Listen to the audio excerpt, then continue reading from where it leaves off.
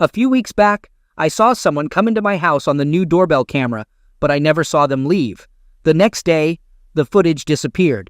So, playing detective and starting to investigate, my soon-to-be ex-wife, STBXW, realized I was onto her. She thought I had found evidence, probably from the recently installed doorbell camera she deleted. I was setting up in-home cameras and VRs at the time. However, she ended up confessing to an ongoing affair lasting about a year, during most of the time I spent helping my elderly parent. She admitted I deserved better and suggested a fair divorce, selling the house and splitting the proceeds. She might even pay alimony for a while. We'll share most of the debt, and the house sale should cover it, leaving a bit to start over. It's disheartening and unfair. I admit I felt anger and wanted revenge, but there aren't many people to expose her to who would care. No one on the other person's side to expose to. He's single, divorced, and surprisingly more informed about my marriage than I was. Their relationship isn't close, and it's likely not her first time. Despite the urge for revenge, I let it go without seeking more pain. This situation comes at a crucial time as I deal with elder care issues, and I don't have the energy or desire to fight for anything. She offered to fix things, but we both know there's too much pain and wrong between us, and I'm still broken from being cheated on over 25 years ago. Some scars never heal. I've recently questioned if my entire relationship was a rebound, but I'm a committed person, and once I commit, I'm all in. Maybe I did it too soon. Now I can't see trusting anyone again. So there's no confrontation, revenge, or exposure, just two lives torn apart. Now I have to rebuild myself without my pride and ego. It's another failure in a long list of them. Life as I knew it is over, and I'm just going through the motions to handle things. I don't want to go home, but I have to pack and prepare the house for sale. Then I need to find an apartment, and I don't even know where I want to live. It's all just lousy. I wasted more than half my life on someone. The only blessing is not having kids since, once the divorce is final, I won't have to be in contact with her. Though that will take time. Every time I hear her voice, the pain resurfaces. My version of pain shopping is looking back at our pictures and the otherwise good times we had. I can't figure out why I'm so stuck in the past, mourning something I thought I was ready to move on from. I lie awake, thinking about everything I did wrong, believing I was never good enough for anyone, and wondering why I deserve to be treated poorly. I reflect on how crappy my life is and why I always seem to end up on the losing side. Now, I'm old, broken, and feel like I don't deserve this crappy life. No hopes, no dreams, just alone in my thoughts. More thoughts from later last night. She hasn't even called or texted me since I left. I did tell her not to, and I meant it. She probably knew I did. But not a single, sorry, not a, are you okay? Is she just sitting at home watching a show like it's any other Tuesday? Or maybe not. During the Christmas before last, we discussed how we ended up in a dead bedroom. I mentioned that about 15 years ago, we went through many premature births from IVF, and the experience scared me away from closeness for a long time. I was terrified of accidentally getting her pregnant and losing the baby. It led both of us to seek mental health help, and we barely pulled out of deep depressions with help and luck. Now things have worsened after her confession of a year-long affair. I said something very hurtful about her deserving to lose our kids. I might send her an apology text for that statement. Could saying my fears from over a year ago have triggered her to cheat on me? I only shared that with my therapist at the time, and we decided it wasn't the right time to discuss it with her. Maybe she blames me for our years of a dead bedroom. Maybe it's all my fault. Oh God, what have I done?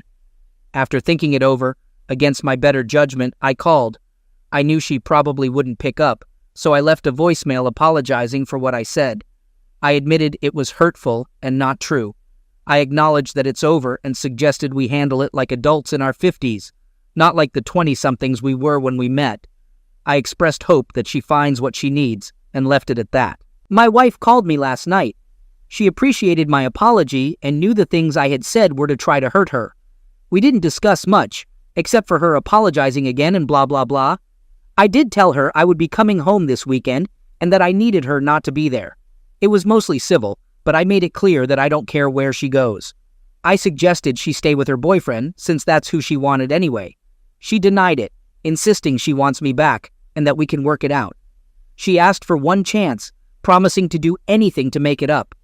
I'll admit I wanted nothing more than to go back in time to any time other than the last year, that I would even go to the worst times in our lives instead of now.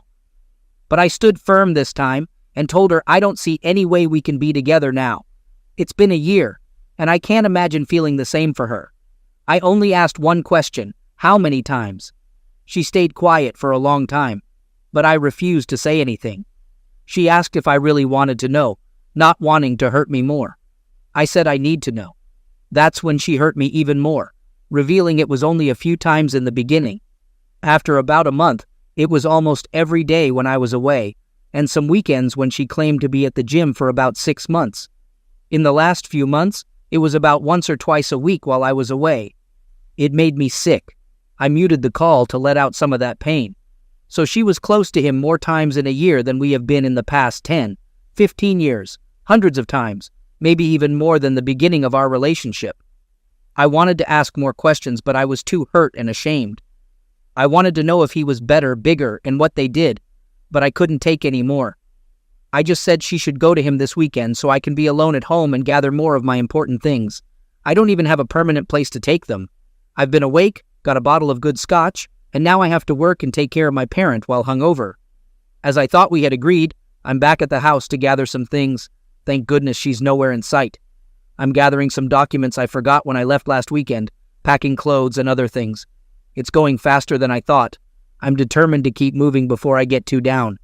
In the basement, packing up a few things is tough, but I want to keep moving. Faintly over the tunes, I hear water running in the pipes. It goes on for a while before I notice. I walk upstairs and hear the shower going. I'm stunned. I make coffee and decide it's better to go out to my car. I sit in the driveway, considering driving away, but I just sit there stunned. I start writing a nasty text but decide against it, opting to wait for her to leave again. My new neighbor introduces himself as I stand outside having a smoke. I don't tell him anything but try to be cordial. As we part ways, the garage door opens, and she's behind her car, asking to speak to me. I stand through introductions from the neighbor and my wife. We go inside, and I'm still dumbstruck. I ask why she's here. She explains she can't check into the place she's staying until later today and was at the gym. She thought I wouldn't mind showering and grabbing more things. She assumed she could come and go without a problem since she didn't see me around initially. I stand there, wondering who this person in front of me is.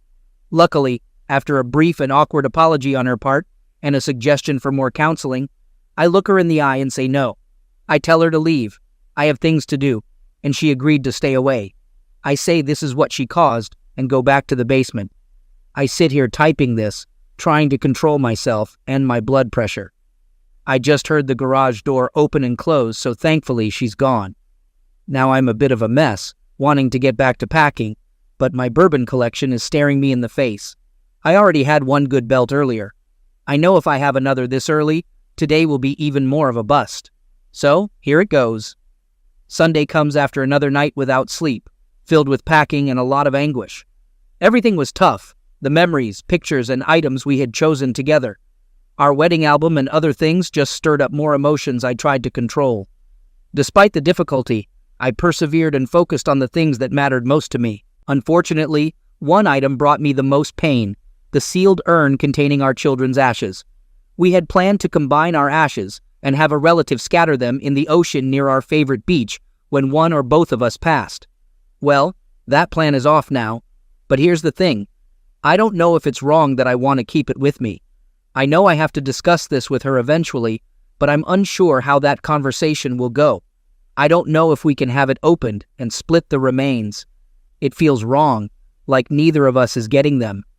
I'll ask my attorney about it when I retain one, I guess.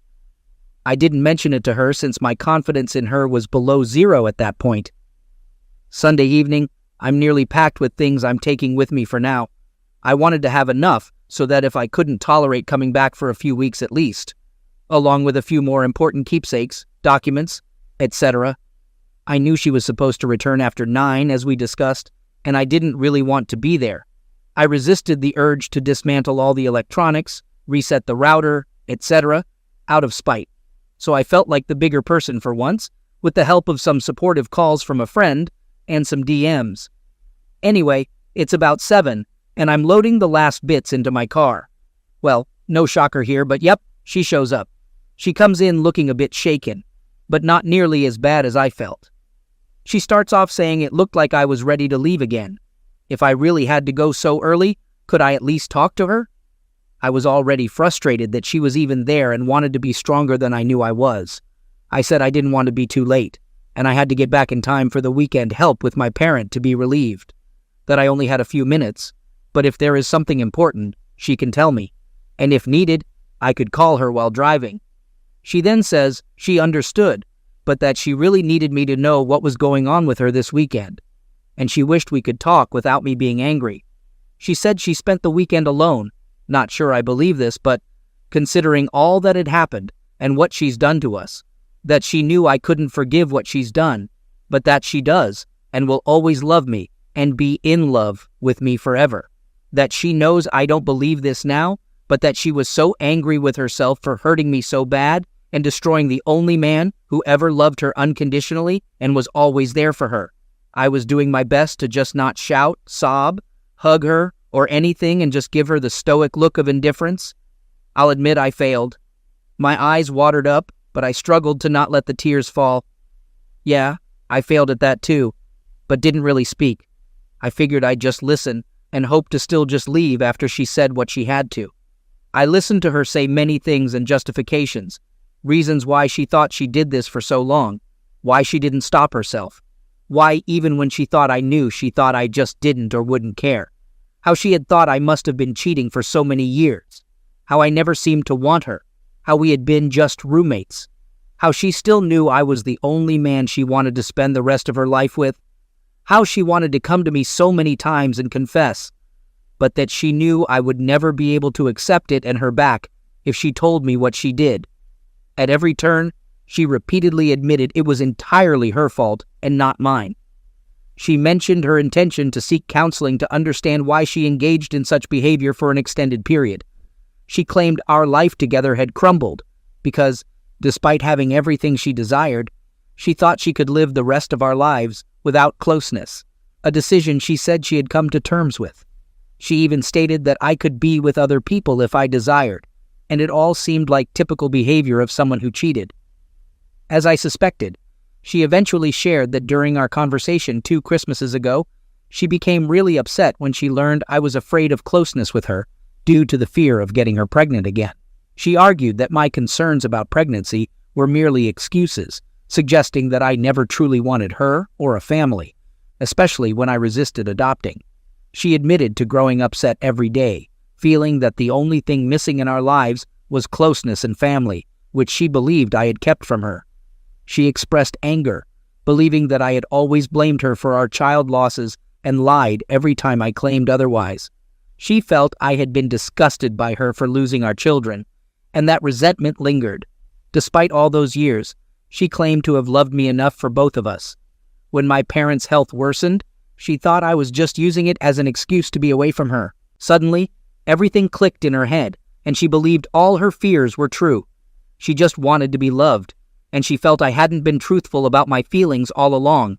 The person she referred to as the gym guy wasn't even a possibility until all these realizations hit her. She insisted she had never thought of being unfaithful and initially did it out of spite. Afterward, she realized how much she missed closeness, although she kept telling him it was only about closeness. She claimed she had no intention of leaving me and didn't discuss me with him, though that seems doubtful now. Eventually, she admitted to growing a connection with him, telling him she hadn't felt like this in years, but it was nothing like what we shared. She reached the point where she insisted it was over and hoped I could forgive her. She wanted us to talk again to find a way forward, even if we decided to split, asking for time before considering divorce. She argued that I had been dishonest for many years and should give her the chance she believed she deserved. At this point, I'll confess I couldn't handle it anymore and exclaimed, "You deserve a chance after a year of cheating?" I reminded her that when I shared my past fears, I had worked through them in therapy and had never mentioned them again to avoid this exact situation. I explained that despite my efforts in recent years to reach out, be more engaged, romantic, and connected, she responded minimally. I revealed that opening up my deepest secret with her was intended to bring us closer. but instead, she used it against me to cheat and devastate my life. I admitted I felt so shattered that I considered ending things almost daily. While she admitted having similar thoughts, she claimed she couldn't do that to me. In frustration, I screamed at her, "But you can do this to me? For a year?" After calming down, I asserted that I could never be open and vulnerable to her or anyone else again. Knowing how she weaponized my fears, weaknesses, and honesty against me had forever changed me. Although I had feared this was the catalyst after reflecting on everything last week about how and when it happened, according to her, I still wasn't sure I believed her claim that she hadn't done this before. I was already running about 45 minutes late from my planned departure time. I knew I had to speed up on the highway, and my mind wasn't in the right place. After leaving, I mentioned that I would ponder what she said, and if I had more to discuss, I'd call her while on the road. However, during the drive, all I could do was blast loud music and cry in intense pain, realizing my thoughts about causing this were confirmed. It was an even more agonizing ride than the first one after D-Day. In the end, I didn't call her. Now, in the sobering light of day, I question not only how I caused this, but also if there's even a slight chance she's seen my posts and is using them against me. To be honest, she isn't active on social media, and I doubt she uses Reddit at all. It was never on her phone, tablet, or in her App Store download history. I also reflect on how foolish I was to let my guard down with anyone, thinking there are things you should never share. If I had kept everything closed up, I wouldn't be in this situation. I consider this karma since I was on the verge of leaving last fall anyway. I feel like I'm just moving on autopilot, and this incident proves I should maintain the facade of being a happy guy and never let my guard down again. It feels like I ruined everything I had. I'm still consulting with my attorney and trying to stay on the path, as I don't know how I can come back to her after this. The truth is, she has reopened the wounds in my heart and torn away everything I was holding on to keep going. Sent via her work email. Me informed X that I had hired someone to represent me in legal matters and requested information on who to connect them with. I advised X to seek counsel for the consequences of their actions. X expressed a desire to discuss the situation further and apologized, acknowledging that they couldn't imagine how I must feel. X recognized that they didn't deserve a chance for a conversation before any decisions were made, but suggested that time might help things calm down. X expressed understanding that my opinion of them was likely better than they deserved and proposed discussing counseling and personal matters through text or a call outside of work email. I responded, letting X know that I would be occupied with work and P's move, but would use their personal email for further communication on this matter. X thanked me and asked me to consider their words. They expressed concern for my well-being, acknowledging the loneliness I might be experiencing, and inquired about P's well-being during the move.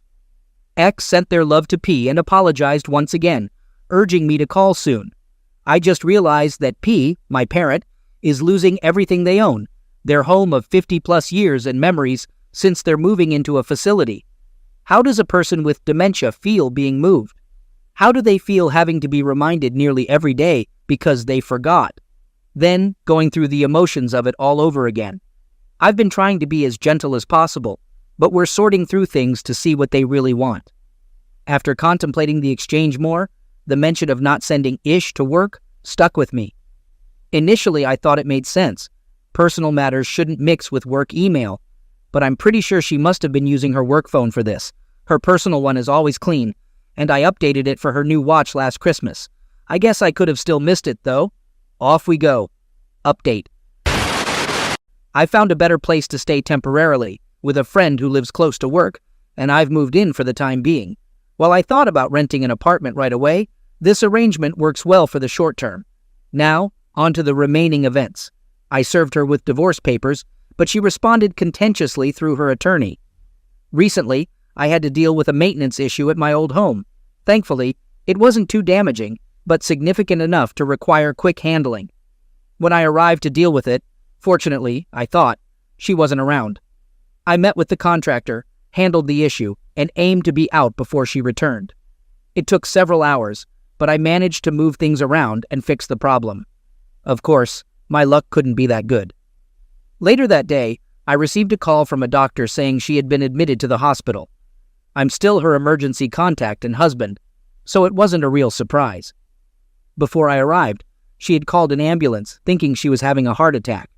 It turned out to be a panic attack, but she told them she had constant self-breaking thoughts and was admitted for observation. She's been in there since, so I had to inform her boss about her medical leave. After talking to the doctor, I decided to go and see her. Her doctor said I could visit, but I needed to be non-confrontational since she was in a delicate state. I was conflicted about it, thinking it might be standard cheater script BS. Despite my feelings, I still care for her and don't want her to damage herself or struggle in the future. In the past, she has been in care for mental health due to unrelated issues, along with another chronic health problem throughout her life. During that time, I was fully present, doing everything I could to help her. Also, selfishly, I don't want this situation to impact her ability to handle our joint affairs. I discussed it with my friend, who said it's up to me what to do about visiting her. I also spoke with my attorney after the initial visits. They advised me to be cautious, not make promises, or say anything that could be used against me, etc. I knew before visiting that cheaters often use the threat of self-damage as a manipulation tactic. However, given her history, I'm also aware that this might genuinely be a true and serious situation for her. I get it. I shouldn't let anything tied to her actions hinder my progress in moving forward with my life. But there's a part of me that feels the need to be there for her. It's frustrating to have these feelings while still wishing none of this had happened, but it did. I feel like I've been firm with her, but seeing her in such a state might set me back. Before you criticize me, I can't just abandon her. It's not in my nature. She really has no one else. Her only real friend lives far away and is dealing with her own serious medical condition. So, I informed her doctor that I would visit her in the hospital and did so the following day. When I got there, she was a mess. I brought some things she might need, thinking she would likely be there for at least a few days. She was still sleeping when I arrived, hooked up to an IV and various monitors. None of them seemed related to mental health, but I figured maybe dehydration or something. But all I could think about was how I had seen her sleep so many times, looking beautiful and peaceful, the person I wanted. As I sat there watching her, she started to wake up, and all the feelings of anger and betrayal started to come back. But I held it together. When she finally woke up, surprised to see me, she begged me for a hug and forgiveness. I said I was there to make sure she was okay, expressing my worry. I made it clear that I wasn't there to talk about us. We were civil, but there were lots of tears on her side. We talked for a long time. Then she hit me with another bombshell. During her visit to the gynecologist for STD tests and a checkup, they found something still being assessed. Oh boy, I thought, here we go. This crazy situation where she caught an STD and I was going to hear about it. Or maybe, fortunately, not the case. She was found to have fairly aggressive ovarian cancer. Now, I'm no expert, but I know that usually that type of cancer is like a last sentence. I had to step out of the room to gather myself for a minute. I had all these emotions going through me and didn't want her to see them. I composed myself and went back in, and we talked for a long time. In our talk, I eventually agreed to help her however I can. Though part of me wanted to tell her to rely on her boyfriend now, I made it clear that it had nothing to do with us being together. I believed she would do the same for me if the situation were reversed. But who knows? Her panic attack, it turns out, was the result of getting this news and her birthday, which I totally ignored, and getting served in the same week. So it's like the perfect storm hitting her life, maybe too much karma. She was just feeling like ending her life would be easier than fighting me, this disease alone, etc., losing everything and now losing her life on top of it. She also didn't want me to somehow end up bankrupt from her likely medical debt. Her life insurance and giving me the house totally free now would make for a nest egg I could totally start over with. But ultimately, I convinced her that her being around and fighting this with everything possible is the only thing I want for and from her. I made it clear that I am not a reason for her to end herself, etc. So, this is what I've been up to lately. Crisscrossing highways for work, visiting my parent, the hospital, my friend's place, and now back to my old home for more of her belongings. She's been moved to a regular room since her doctors believe she's no longer a danger to herself. More tests have been conducted, and today we're expecting precise results on the stage of her condition. Preliminary exams suggest at least stage 2B or higher. If there's a chance it's not stage 4, we might manage, but if it is, we're looking at a shortened but tough outcome. I'm writing this in the hospital cafeteria, waiting for the oncology department to provide more results and details. I'm the type to do anything for anyone. If her actions hadn't pushed me away, I'd be a wreck. Not that I haven't been in private. Once again, I'm being the strong one for both of us, attempting to stay optimistic, which goes against my natural pessimism. The most significant development, if there's hope, involves major emergency surgery and chemo, followed by a period of care. I've committed to being there for her through surgery, chemo, and recovery in the best-case scenario. I haven't explicitly said I'd move in and stay with her, though that might be necessary. My stance on divorce hasn't changed. I've consulted my lawyer about the legal implications and whether we can still be considered separated. They say we can consider this an in-house separation, given certain conditions. My other concern is avoiding part of her medical debt, likely to delay our proceedings. They mentioned amending our settlement agreement, but she would need to agree that none of this is my liability. So, is there a chance I can care for her through this, avoid emotional reconnection, and still move on with my life, regardless of how this unfolds? Update. For those still interested, I finally met with the doctors. It's stage 2B, and it has spread. But the tumors are still small, and haven't reached the bladder or other distant organs like the liver, which, from my understanding, is nearly impossible to cure. She'll undergo serious surgeries and chemo. I had already made up my mind to support her in her battle, regardless of her actions. I won't leave her to face this alone. Some might say it's not my responsibility anymore, but I can't be that tough person I thought I could initially, or what some folks here suggest.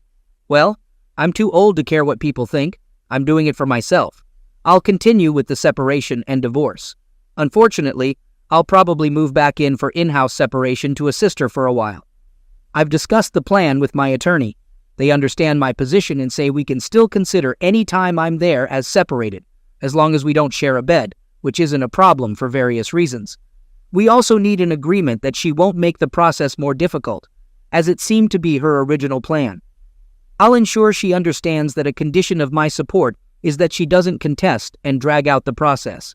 However, I'll agree to give her time to get better situated. I confess I'll feel guilty, as if I'm bargaining with her life, but I guess we all have our limits. She'll undergo surgery in the next few days for additional biopsies and a major operation. The treatment plan is aggressive, but it's better to stop the spread now. I guess I don't need more details than that. In all likelihood, as my post title states, her cheating may have saved her life, as she would likely have discovered this too late otherwise. So, I suppose someone in this situation gets a win. Update.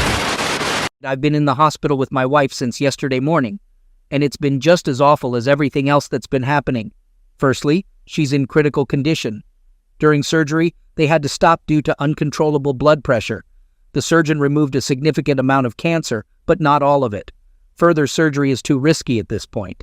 Last night, she had a seizure, causing additional damage and bleeding, leading to another surgery, despite it not being advised earlier, to stop internal bleeding.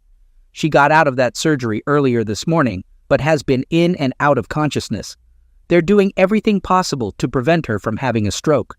I'm not sure if she'll make it, but I've been without sleep for 2 days, imagining the worst. She's a bit more stable, but it's still a delicate situation. Additionally, while waiting for her initial surgery, I used her work phone and saw a message from her affair partner a few weeks ago from an unrecognized number. Although she had his other number blocked, she kept their conversation. He was apologizing for how he treated her the last time they met. There's a whole story there that I won't go into, but it happened because I tracked him down, almost doing something foolish and dangerous. He reached out to her, and she bargained to meet with him to avoid legal trouble. This was almost a month ago. Anyway, I saw her response that he was the biggest mistake of her life. She hated herself for meeting him, and she would never be in touch or see him again. For everyone's safety, she asked him not to contact her again. I don't take this as anything, as I found it, not something she admitted to me, so I guess she still has her secrets. Although I went through everything, including her work emails and personal accounts, and looked back before last year, I found nothing suspicious before then. Again, it doesn't change my mind about divorce or helping her. I guess I'm just ranting since everything is messed up right now. Whether she lives or dies, she may never know that I know this, and it only proves to me that she's still capable of lying to me. I don't even know if we'll ever have the chance to talk about it. At this point, it doesn't really matter. So either way, I may be done with my posts since nothing else matters if she's not alive, has some brain damage, or is in a worse state than expected. I'll still do what I can for her and hope for the best, but naturally, I expect the worst. The best I can hope for is to get some actual sleep before the week ends. Update. Here's the latest update on my challenging situation. My wife's condition has been fluctuating, mostly for the worse. The medical team suspects she had a small stroke, but she's holding on and showing slight improvement over the weekend. While she's not out of the woods, doctors are a bit more hopeful. She's been conscious more, experiencing a lot of pain and on strong medications. They moved her from intensive care, and she'll likely go into rehab before returning home. On Thursday, my wife's best friend, M, reached out to me. We hadn't spoken since this ordeal began, and I assumed she knew and was supporting my wife. I left her a voicemail the night after my wife's first surgery, just in case they hadn't talked, informing her about the critical situation. I suggested that if she wanted to see my wife, she should do so soon, in case the worst happened. Although M and I weren't very close, she and my wife had been friends since their teens, and they went to college together. We spent time together on holidays and a couple of vacations. M called on Thursday, expressing sympathy for what we were going through and asking to visit my wife. She also inquired if she could stay at the house, possibly thinking I still lived there. I agreed, even though staying in my own house part-time still causes me pain. M is a genuinely good person, and I knew losing her friend was weighing on her. I picked her up from the airport Thursday evening, and we went straight to the hospital. During the drive, we discussed my wife's condition and everything that happened since the surgery. M finally revealed that she knew about our situation. She mentioned that my wife had only told her everything a few days before being initially hospitalized when she received the news about cancer and being served. They hadn't talked much last year, not like before, and M thought it was because my wife struggled with the news about M's own medical struggles and was not good at potentially losing her best friend. The kicker was that M had shared her suspicions about her husband cheating with my wife. They were working through it, but M believed it was just emotional, thinking he had a crush on someone at work, but didn't pursue it. She advised my wife on how to handle the situation, marriage counseling, set boundaries, and demand the respect she deserved. M shared how they had argued a lot when she told my wife. She wasn't sure they could still be friends after knowing how deceitful my wife was to both her and me. M even cursed my wife out, saying she deserved the consequences in the divorce.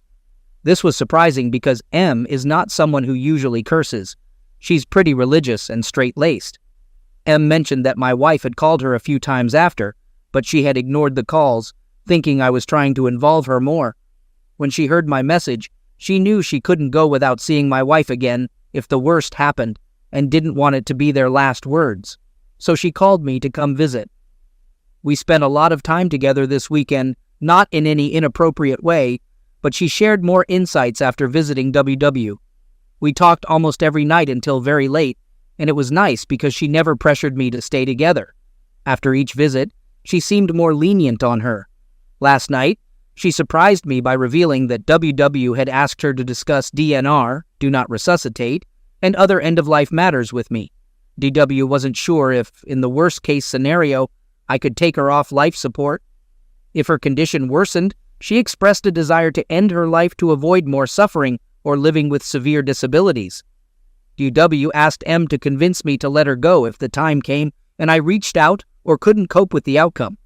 I'm unsure about the legal circumstances other than being brain dead here. I plan to talk to her about this tonight, but I'm uncertain about what to say. Personally, I don't believe in keeping people alive if they are suffering, and I might do the right thing in the appropriate circumstance. However, I can't commit to anything beyond that, and I worry I might be influenced by my own desire to be done with this. Even in the right medical scenario, I think I would carry a lot of guilt forever. I'll also discuss this with my therapist, though my appointment isn't until later in the week. I asked her friend M if she would consider assuming medical power of attorney, POA, over my wife before she left, and she is thinking about it. I will also approach one of my close relatives, though they live far away, and I can't guarantee their involvement. I'm adamant about making only legal decisions. I briefly talked to my lawyer, and we have a meeting scheduled for tomorrow. However, tonight, I will tell WW that I understand her wishes, but I can't agree to them at this time.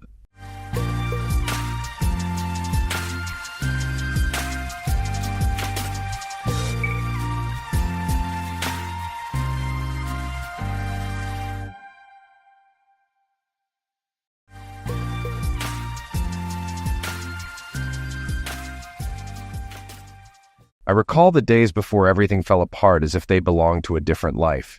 Susan and I had been together for 6 years, and from the outside, our marriage appeared nearly perfect. We both had put in time and love to create a home, and when we decided to start a family, it felt like the final piece of the puzzle was falling into place. Our relationship wasn't without its challenges. My job often kept me away for weeks, and there was an unspoken loneliness between us that we never fully addressed. Yet, I believed we were strong enough to endure anything. When Susan told me she was pregnant, I was thrilled. The idea of becoming a father gave me a renewed sense of purpose, and I threw myself into preparing for the baby. We spent hours choosing names, painting the nursery, and planning for our future. I even started working closer to home to be more present for her and the baby. For months, life seemed to be on a wonderful path. But I would soon find out that beneath the surface, things were already falling apart. The scene was almost perfect, like something from a nostalgic painting of family happiness, though it wasn't the kind that would grace a magazine cover. My mother-in-law stood on one side of the hospital bed, and my own mother was on the other, both watching Susan and our newborn daughter, who was bosom feeding. Newborns aren't conventionally cute, but to parents and grandparents, they're perfect. As I watched, I couldn't deny that our daughter was indeed beautiful. Her skin had changed from blotchy red to soft pink, and the waxy coating from birth had been cleaned away. Even her head, initially cone-shaped, had rounded out, giving her a soft, angelic look. I had a feeling she would grow to look like her mother, Susan, my wife of 6 years, whom I had always seen as the love of my life. I quietly observed Susan nursing our baby while both our mothers offered unnecessary advice. Still, Susan seemed naturally skilled, likely thanks to the parenting classes we had attended, which thoroughly covered bosom feeding and newborn care. As I stepped aside, a nurse and another woman entered the room. "This is Miss Dinkins from administration. She has the birth certificate application for you to fill out," the nurse, whose name I couldn't recall, informed us. In any other setting, a woman nursing her baby without a shirt while others handled paperwork might seem strange, but here it was normal. "Take your time. Finish nursing your baby," Miss Jenkins said to Susan. "When you're ready, fill in the highlighted sections. Most of the information we need is probably in your hospital records, like your date and place of birth. But we'll also need both your full names, your maiden name, your ages, and a few other details. We'll take care of the rest and send it to the parish courthouse. You'll get a copy of the birth certificate in the mail in a couple of weeks." With that, Miss Jenkins turned and left. "Honey, why don't you fill in the details? I'm a bit tied up right now," Susan said with a smile. I didn't return the smile. "No, I think I'll leave it to you for later, once you're not busy with the baby," I replied. "Besides, we should probably wait until the DNA test results come back to confirm if I'm really the father. If this were a movie, you'd imagine the sound of a record needle screeching to a stop." Everything froze. 3 of the 4 women stared at me, mouths agape in shock.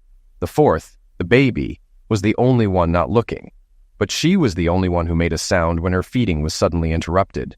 Her cry barely covered the collective gasps. My mother-in-law was the first to speak. "Are you out of your mind? Why would you even suggest something like that?" she shouted, glancing at Susan, whose face shifted from shock to confusion and then to anger. "How dare you accuse me of having someone else's baby? What kind of woman do you think I am?" Susan shot back. Then she hesitated, attempting a weak smile. "Oh, I get it. It's April Fool's Day.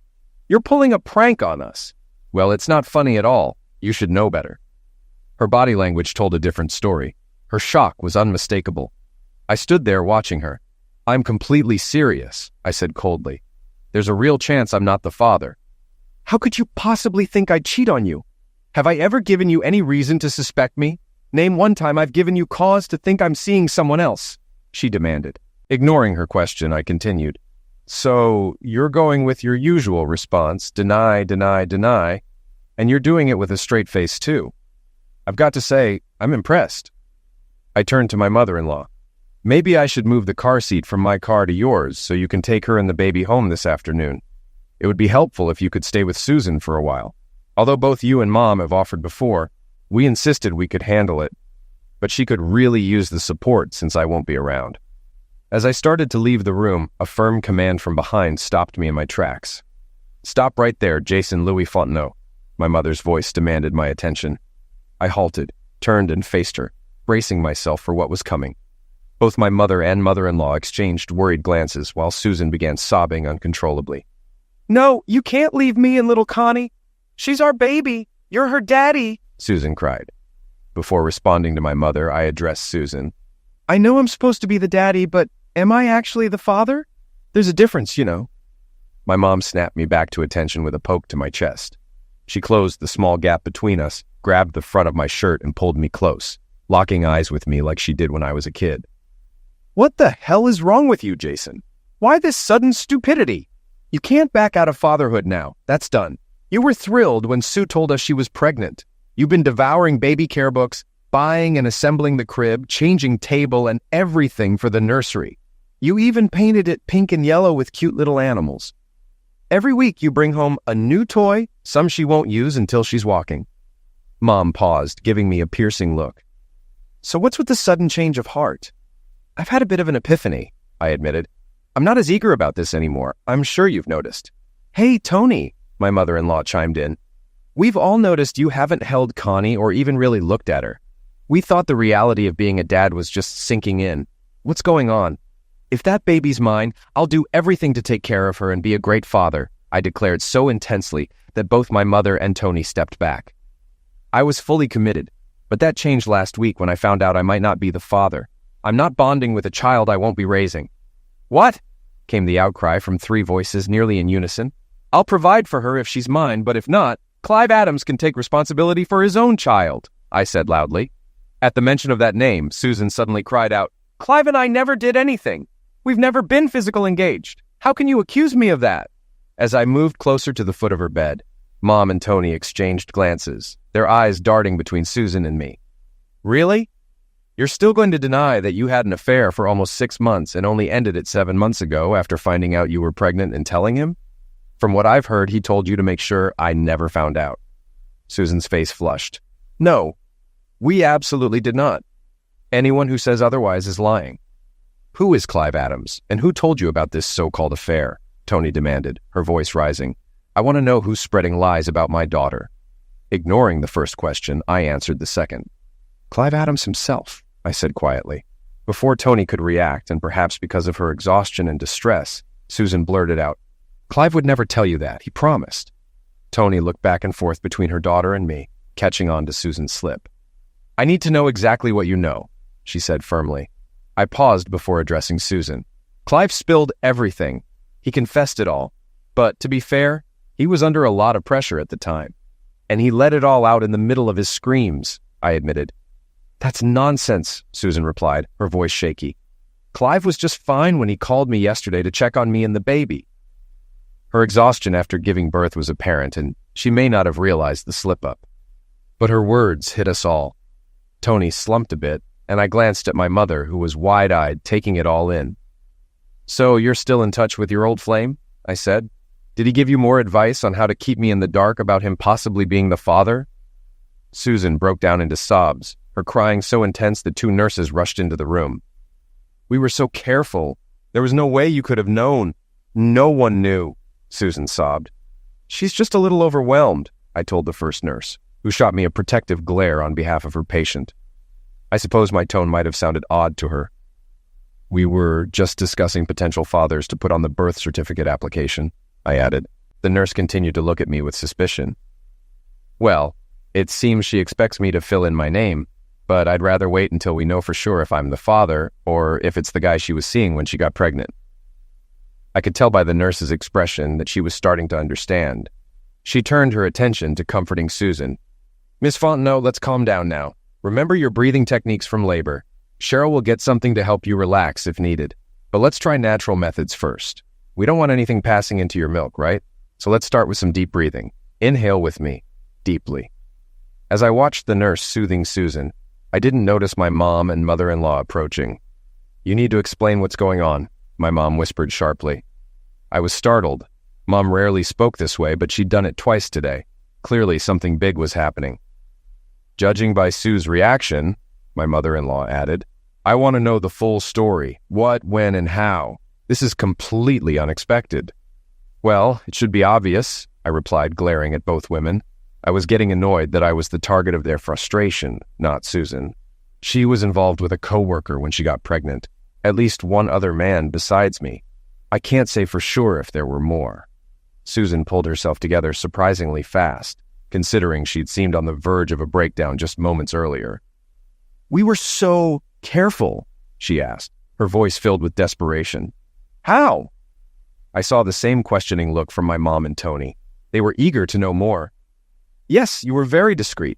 I had no idea. Neither did anyone else, I admitted. But Clive, being the charming seducer he is, couldn't resist bragging. He needed to show off his conquests, this time his latest one. He couldn't help himself. You know Cheryl Watkins, right? I asked, and Susan nodded. Cheryl had been her coworker for years. Cheryl and her husband Steve were part of our social circle. Well, Clive almost convinced Cheryl to meet him at a hotel. Her biggest fear was that he might talk and her husband would find out. She wasn't sure she could trust him to stay quiet. So, to prove he could keep a secret, he spilled the details of his past affairs. Whatever you want to call them. Conquests, hookups, girlfriends. He dropped a few names and gave enough details to make her believe him.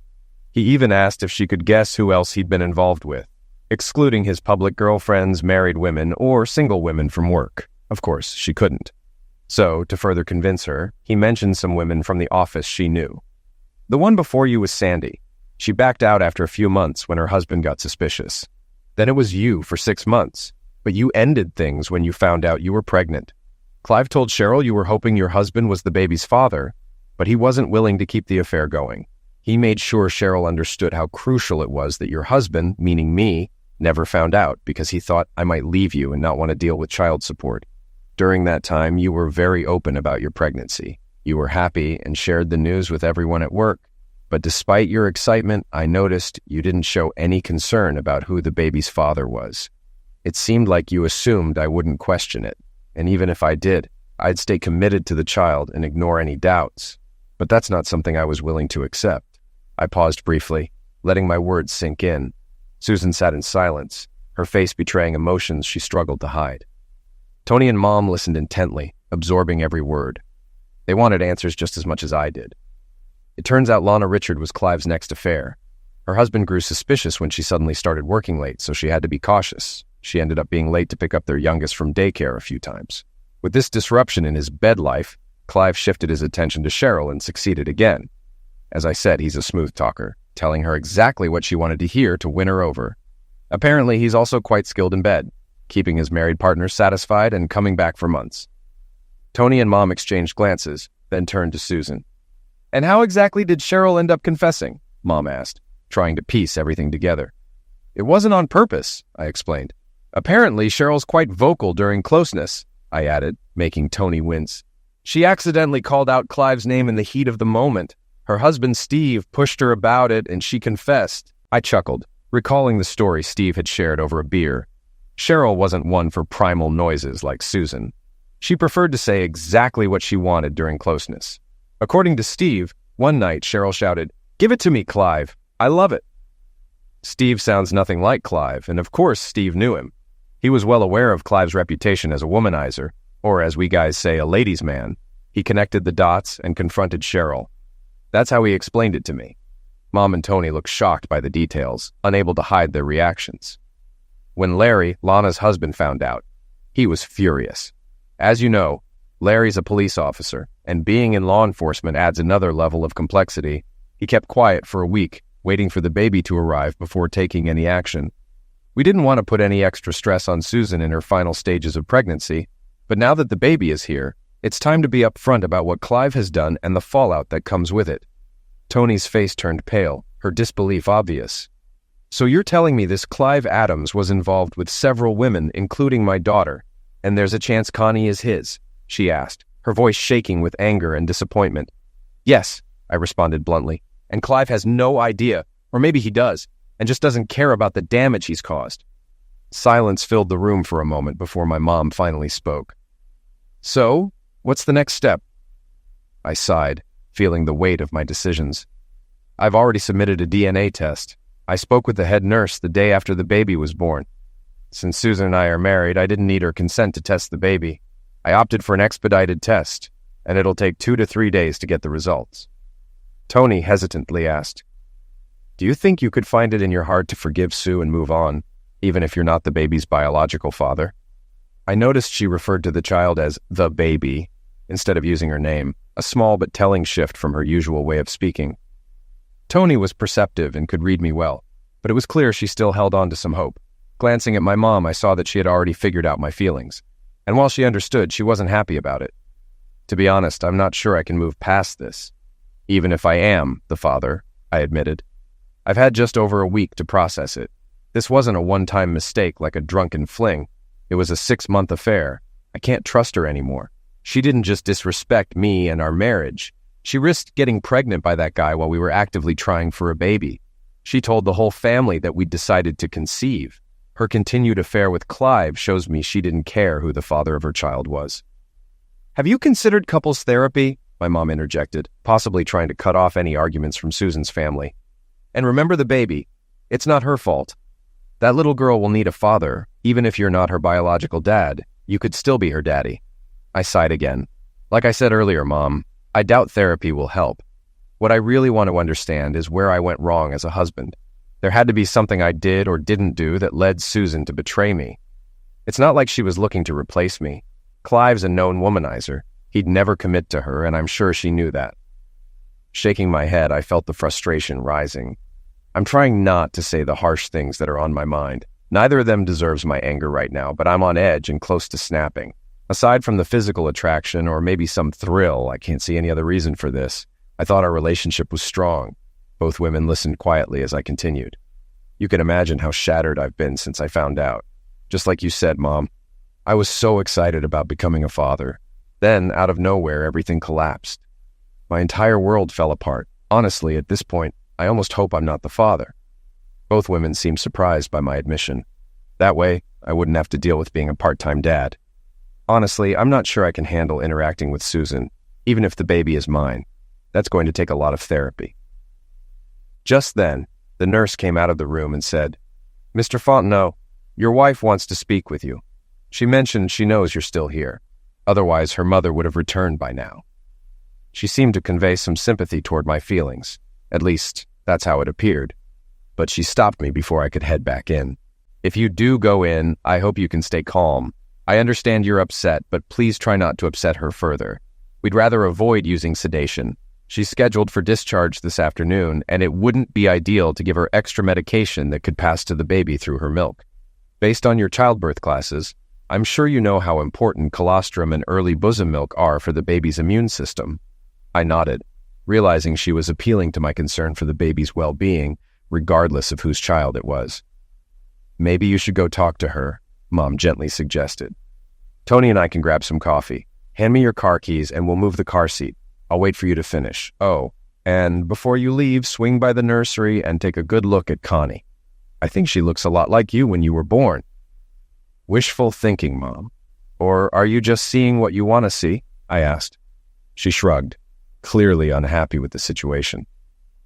I knew that if I was the father, she would be deeply involved in helping raise the baby.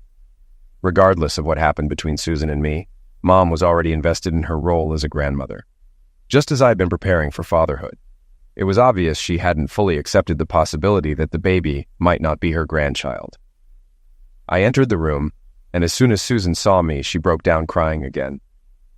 "You must hate me," she sobbed. "No, I don't hate you. That's the problem," I replied, trying to stay calm. "I hate what you did, and I'm so angry I can barely think straight." Deep down, I wanted to shake her and storm out. If there wasn't the small chance the baby was mine, I would have left already. But I needed answers. "Do you really want to talk now, or would you prefer a few extra days to figure out how to explain this?" I asked, my tone clearly sharp. "I don't need days," Susan began, but I cut her off, even though I wanted answers. You've had 9 months to think about what to say if I ever found out you were cheating with Clive Adams of all people. My voice shook as I said his name. Clive Adams? I repeated, pausing to take a few deep breaths. No, I didn't think he might be the father. That was you. I thought I was having our baby, not his. Susan defended herself. Your baby? I might be the father, but it seems doubtful, I shot back. To her credit, she looked genuinely shocked. Oh, come on. I was still offshore on a rig during the first week of July when you supposedly got pregnant. Most of it, anyway. I checked my work schedules to be sure. I remember coming home near the end of the week, and we made up for lost time. We were physical engaged right away, just like usual, or how we used to be. I thought that's when you got pregnant. That's what I told the guys at work. I had no idea Clive was in the picture. As soon as Susan started to protest, I interrupted again. What about the weeks before that, right until I got off the helicopter? Did you have him over while I was away? Move him in? Did you sleep with him in our bed? I kept going, letting the questions flow. Not that it matters where, it's that you did it. No, Susan shouted. He never came to the house, except for those few times we hosted barbecues and invited people from work. We were careful. We wouldn't risk a neighbor seeing him or his car parked at the house. But not careful enough to avoid getting pregnant so you can't say a rubber broke, I said coldly. Clive seems like the type to take risks or at least push boundaries as long as he benefits. I got tested for STDs this past week. I suggest you get screened too, I added. Susan muttered softly. That was part of my early pregnancy exams. I was a little surprised, as I didn't think that was routine. I told my doctor I wanted to make sure you hadn't caught something while you were away for work. She admitted sheepishly. I felt my face flush with anger. So your OBGYN thinks I might have been the one cheating? And instead of telling the truth, you let her believe that? I had more questions, and I needed answers. Why did you cheat? And why with him? Why would you risk getting pregnant by Clive? Why not just go back on birth control and pretend you wanted to wait longer to have a baby so you could sleep with him without the risk? Susan looked down. I don't know. I was lonely. You were gone a lot. I was aroused, and Clive was there. We started talking, and before I knew it, we were already close. I knew he wasn't looking for anything serious. She hesitated, clearly struggling with the next part. As for why I didn't go back on birth control, I was already seeing Clive before we decided I'd stop taking it. He refuses to use rubbers. I'd take a shower afterward to lower the risk a little. I know it wasn't the safest method, but I thought it was the best option. I muttered sarcastically. Keeping your legs closed would have been a better option. Susan looked shocked, and I hoped she wouldn't shut down before I got more answers. So, you cheated on me for about 4 months before getting pregnant, and then kept it going for another 2 months after? I asked, trying to push the conversation forward. Susan nodded. I suspected I might be pregnant, but I didn't want to stop until I was sure. I justified it by thinking if I was already pregnant, it didn't matter if I kept seeing him. She winced at her own choice of words.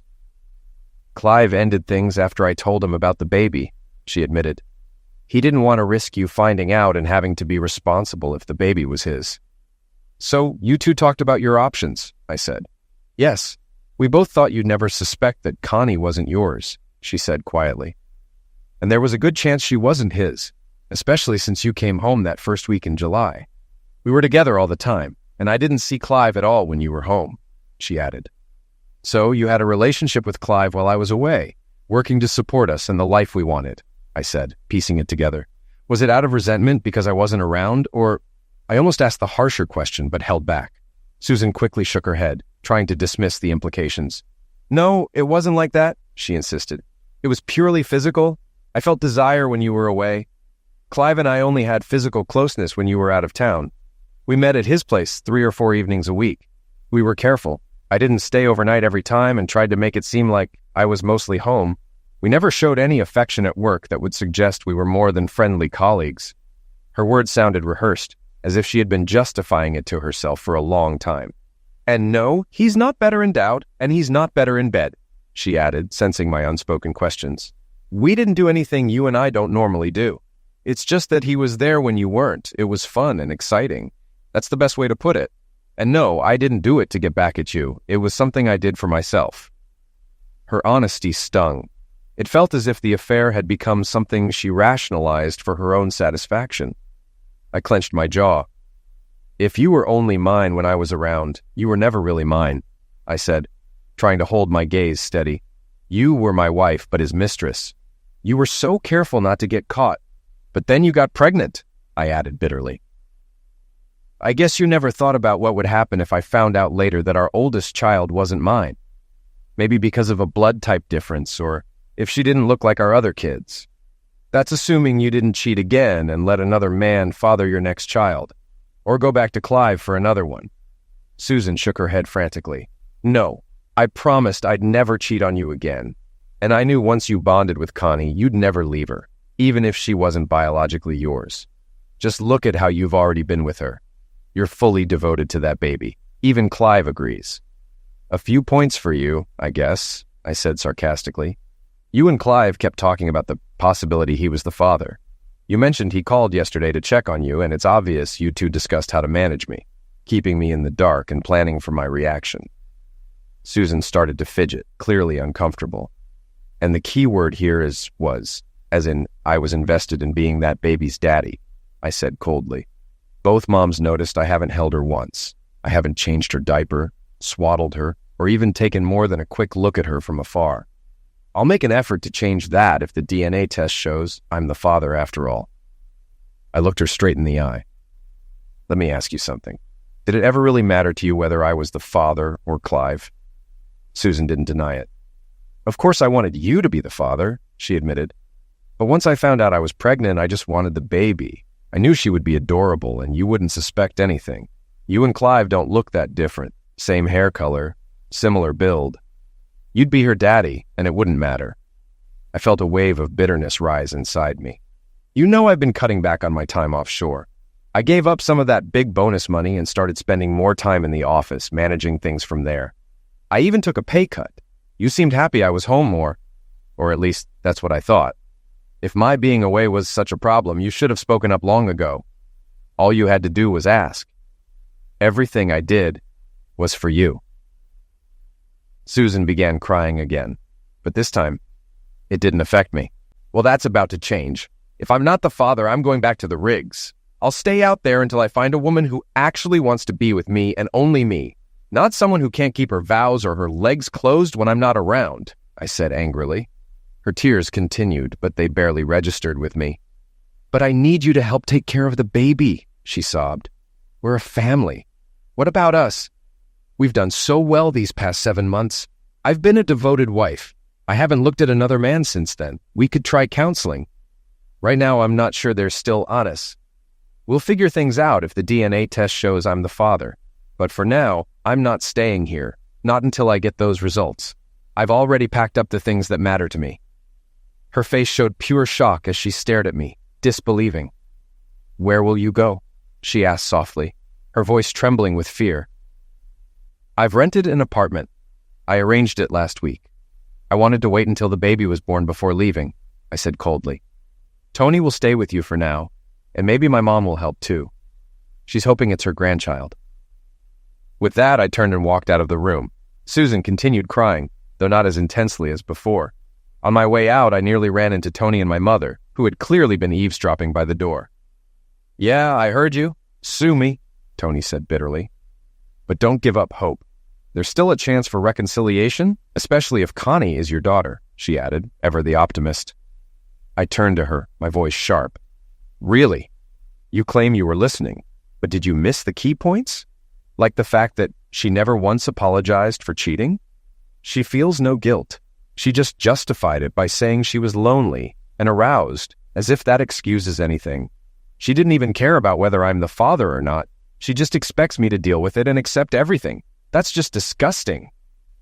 Tony looked stunned by my intensity, her eyes filling with tears. Mom stepped in, trying to calm things down.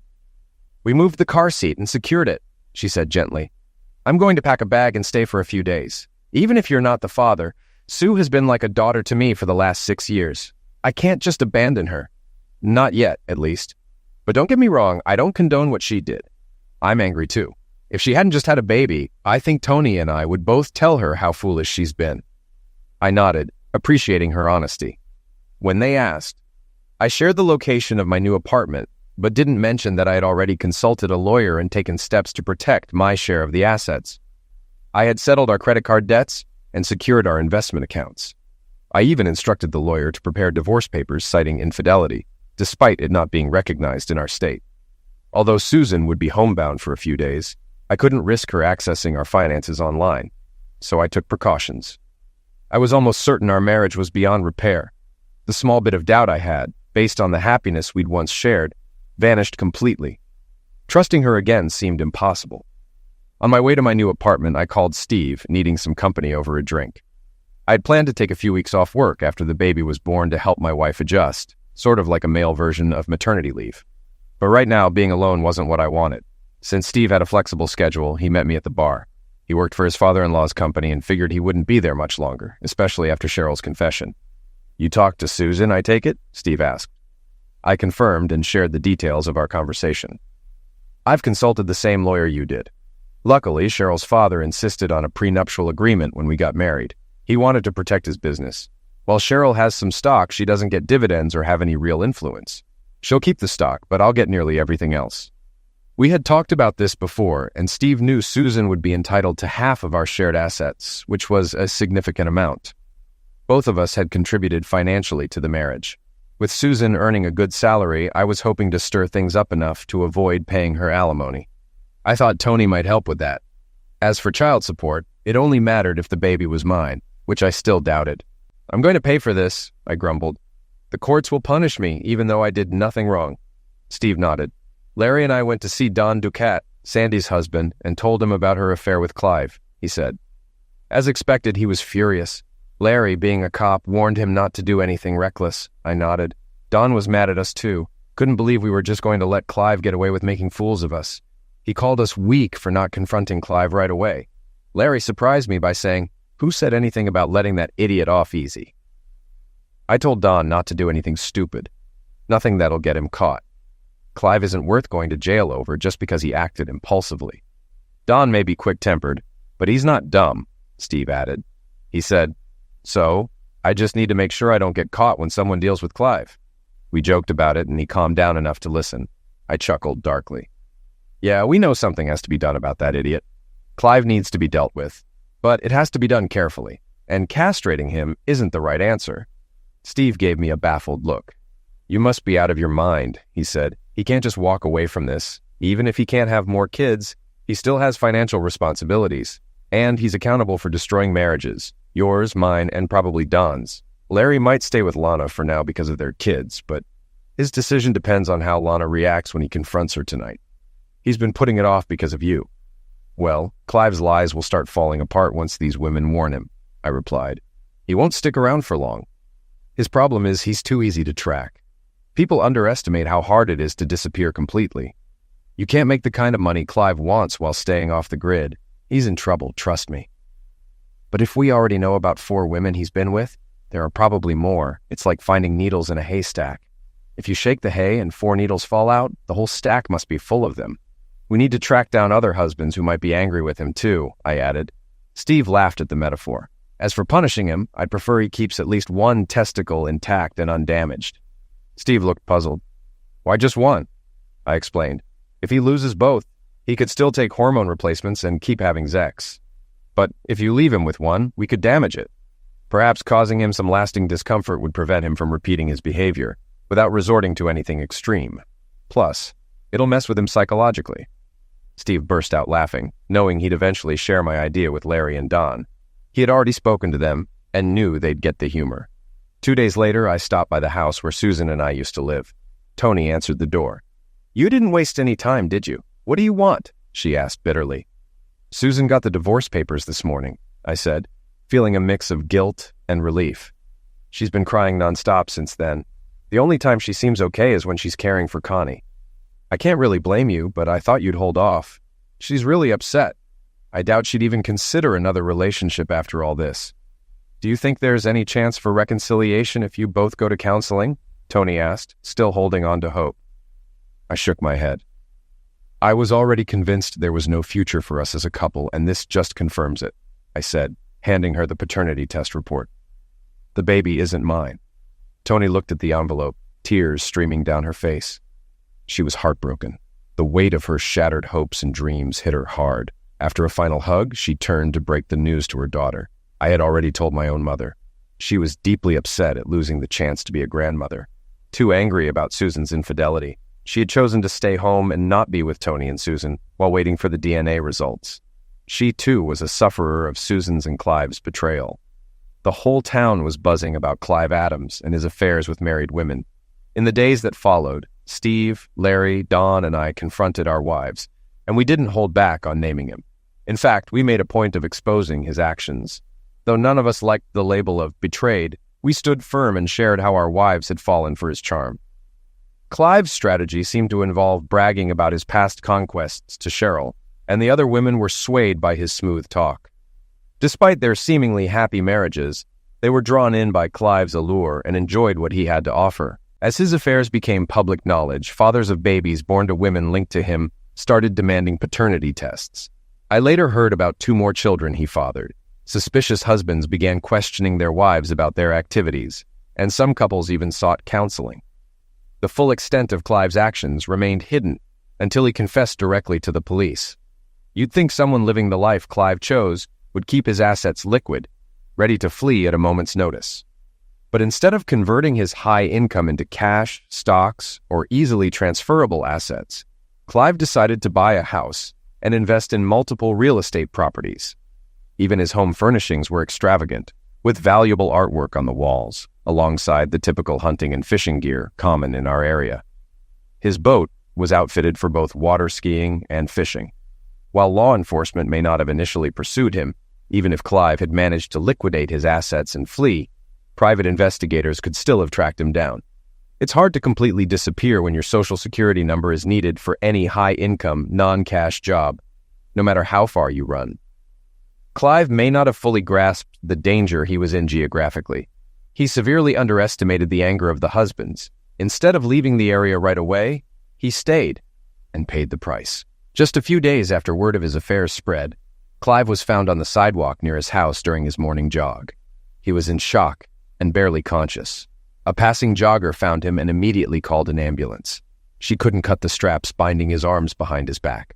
When she tried to roll him over, he screamed, so she wisely stopped, fearing she might make things worse. When paramedics arrived, they discovered his groin had been crushed. The tool used was a 3-pound sledgehammer. I picked up this detail from Larry, the cop, while we were at the bar. He shared the story with Steve, Don, and me, both cheerfully and seriously, mentioning how 2 detectives had jokingly told him that if he ever had a 3-pound hammer with mysterious tissue on it, he should toss it into the swamp. I had nothing to do with what happened to that guy's manhood, but I'm just passing along what my fellow officers told me, Larry said with a sly wink and a barely concealed smirk. Clive had no idea who attacked him. He vaguely remembered hearing his doorbell ring. Whether it was late the previous night or early that morning, he couldn't recall. It was dark, and he had been asleep. I think they used a taser, Clive told investigators. They shocked me down there a few times. I remember that. There might have been 2 of them, but I'm not sure. I was pretty out of it. One of them said something about not going after another man's wife. After that, it was just unbearable pain. Understandably desperate to see his attackers brought to justice, Clive gave investigators the names of every woman he had been involved with over the past few years, married or otherwise. The list was surprisingly long. With so many leads to follow, the investigation became complicated. Despite numerous suspects, no solid evidence pointed to anyone, and because the timing of the attack was unclear, alibis were difficult to confirm. Privately, Larry confided to Steve and me that the investigating detectives believed Clive Adams had gotten what he deserved. After a few months, the investigation stalled and reached a dead end. As expected, Susan received half of our shared property. The house was sold and a new family moved in, bringing their young daughter into the nursery I had painstakingly painted with little animal designs. I hoped she appreciated the care I'd put into it. Susan moved back to her mother's house since she struggled to care for the baby alone. At least with Tony, she wouldn't be lonely. I had no interest in her romantic life anymore. Susan called me once to apologize, likely after Tony pressured her. However, she didn't clarify what she was apologizing for, whether it was for the infidelity, getting pregnant by another man, or for me finding out and divorcing her. I didn't ask. By then, I had moved on. When she suggested meeting to talk, I declined. She also asked if I knew about Clive's situation and whether I had any involvement. I simply said, he got what he deserved, and ended the call. After that, we never spoke again, and everything was handled through our lawyers. I often wondered how much Susan would spend trying to legally force Clive to pay child support. Knowing he wouldn't do so willingly, she'd eventually get it, but hiring a lawyer would drain her savings. Clive was facing several similar lawsuits, and I heard steps were being taken to stop him from selling his real estate. Between his medical bills, legal fees, and upcoming child support obligations, he wouldn't have much left, and that's assuming he could keep his job. 18 months later, at 3 a.m, I stood leaning against the lower rail of the Econ 626 rig in the Gulf of Mexico. The cool autumn breeze was refreshing, and my lightweight windbreaker kept me warm. It was one of my last routine visits to the rigs. I had met a woman and decided she was worth pursuing. We had a great connection. While I wasn't sure where it would lead, I was now open to the future. It was time to accept the job offer at headquarters that I had turned down twice before. As I unzipped my jacket, I felt the weight of the lump hanging over my belt. Its persistence confused me. Though I had tried to get rid of it many times, I couldn't bring myself to let go. The risk of keeping it made no sense, yet it gave me a strange comfort. It was like I had reclaimed a part of myself. Without further thought, I pulled out the heavy hammer from its hiding place and threw it into the sea. Update. After that moment in the hospital, when I walked out on Susan and Connie, the world seemed to slow down. Everything felt detached, like I was watching my life play out from a distance, unable to control anything, just a bystander to the wreckage I had helped create. The days turned into a blur, each one feeling like a burden, heavier than the last. Work was my salvation, if you could call it that, but even the rig, which had once felt like a second home, became a place where I couldn't escape my own thoughts. I rented a small apartment not far from the house where we used to live, a cold, impersonal place, like a motel room you stayed in for a few nights and then moved on. I didn't furnish it much. What was the point? I spent most of my time out of the place anyway. If I wasn't at work, I was at the bar, nursing beers and nursing my broken pride. It's funny how things fall apart all at once, like a dam bursting after the smallest crack. Susan and I had been good, hadn't we? Or was that just my version of the story? Maybe I'd been blind all along, ignoring the signs because I didn't want to admit the truth, that our marriage had cracks long before Clive slithered his way in. For weeks after leaving, I debated whether to meet Connie again. My mother kept asking, "Have you gone to see the baby yet?" As if seeing her would somehow make me forget everything. But how could I look at her without wondering if she really was mine? I'd told myself I'd stay away until the DNA results came back, but even after they confirmed what I'd feared, that I wasn't the father, I couldn't stay away. There was this part of me, twisted as it sounds, that was still drawn to her, to the baby I had prepared for, to the life I had imagined. In a way, I felt like I was abandoning not just Susan, but a part of myself. I did eventually go back, not for Susan, but for Connie. It wasn't some big emotional reunion or anything, no grand gestures. I walked in, Tony handed me the baby without a word, and I sat down on that same couch where I had once imagined our family's future. Holding her, though, it wasn't the catharsis I had hoped for. I stared down at her tiny face, and all I could see was Clive's betrayal, Susan's lies. Connie was innocent in all of it, sure, but that didn't make it easier. It didn't make me forget. Tony's voice pulled me out of my thoughts, reminding me that I couldn't escape reality forever. "You're not the father," she said, quietly but firmly, as if she were trying to convince herself just as much as me. "You don't owe anything." I left without looking back. After that day, I made a conscious decision to move on. And by move on, I mean I tried to bury myself in work, in anything that kept my mind busy. I accepted the job at headquarters I'd been offered months ago, trading in my time offshore for a desk job in the city. The rhythm of office life was different, and yet no matter how far I went, I couldn't outrun the echoes of what had happened. But something strange started to happen as time went on. I met someone new. Her name was Lily, and she was unlike anyone I'd ever known. There was a quiet strength to her, a calmness I didn't realize I needed until it was there. We met through mutual friends, and what started as casual dinners turned into something deeper. She didn't push me to talk about what had happened with Susan, thank God, but she was there when I needed to talk, even if all I could offer were pieces of a broken story. With Lily, things were different. She made me believe in a future again, one where the past didn't have to define me. I found myself opening up slowly, cautiously, and she, in turn, trusted me with her own past, her own scars. It wasn't perfect, but it was real, and after everything, I realized that maybe that was enough. It's been 3 years since the day I walked out of that hospital room. Susan and I never spoke again, except through lawyers. Connie is someone else's responsibility now, and I've come to accept that. I still think about her sometimes, but less and less as time goes by. As for Clive, he got what was coming to him. I'll admit there are still nights when I think about the hammer, what it meant, why I kept it for so long. Maybe it was my way of holding on to control, of reminding myself that even though everything fell apart, I wasn't completely powerless. But when I finally let it go, threw it into the sea, it felt like a release, a final goodbye to the man I used to be. Now, with Lily by my side, I'm learning to be someone new, someone better. The scars are still there, but they don't define me anymore. I'm not the man who lost everything. I'm the man who chose to rebuild. And for the first time in a long time, I think that's enough.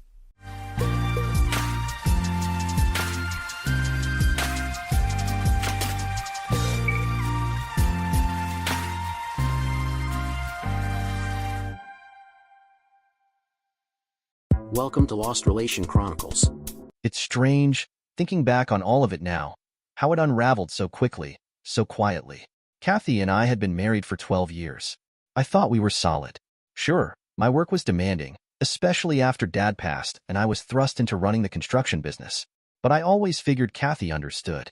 We'd built a life together, had Maria, and despite the long hours and the constant travel, I thought I was doing right by them both. I was wrong. Coming home early that day without warning, I walked into a different life than the one I thought I had. Kathy wasn't just cheating. She was regularly sleeping with her boss, Ben. Maybe the fact that we shared the same name made it worse somehow, like I was being replaced by some alternate version of myself. The shock of it was dull, though. I'd been so consumed by work that when I found out, it didn't hit me like I expected it would. Maybe I'd seen it coming but didn't want to admit it. What hit harder was losing Maria. The divorce was quick, cleaner than most, thanks to the prenuptial.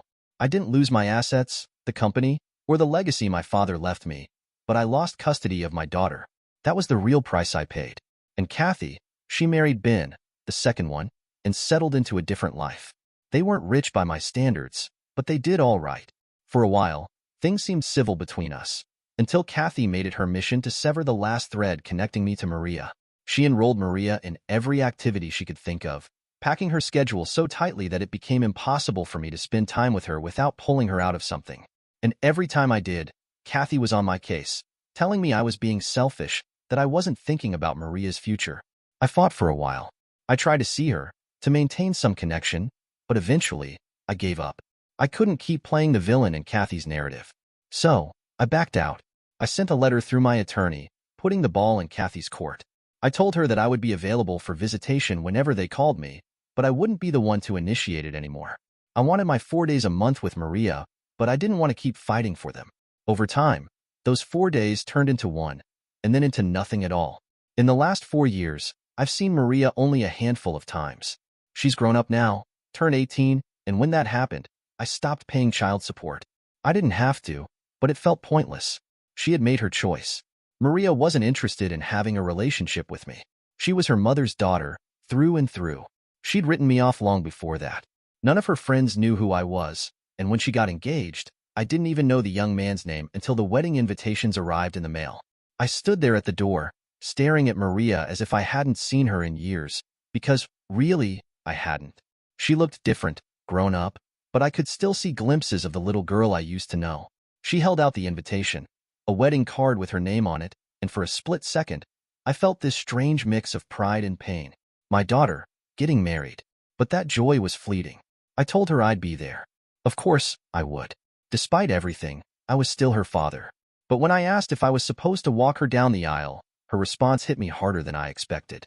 In the most casual, matter-of-fact way, she said she wanted her pops to walk her, not her dad. Pops, not her dad. I'm not even sure how I kept my face from showing it, but inside, that hurt like hell.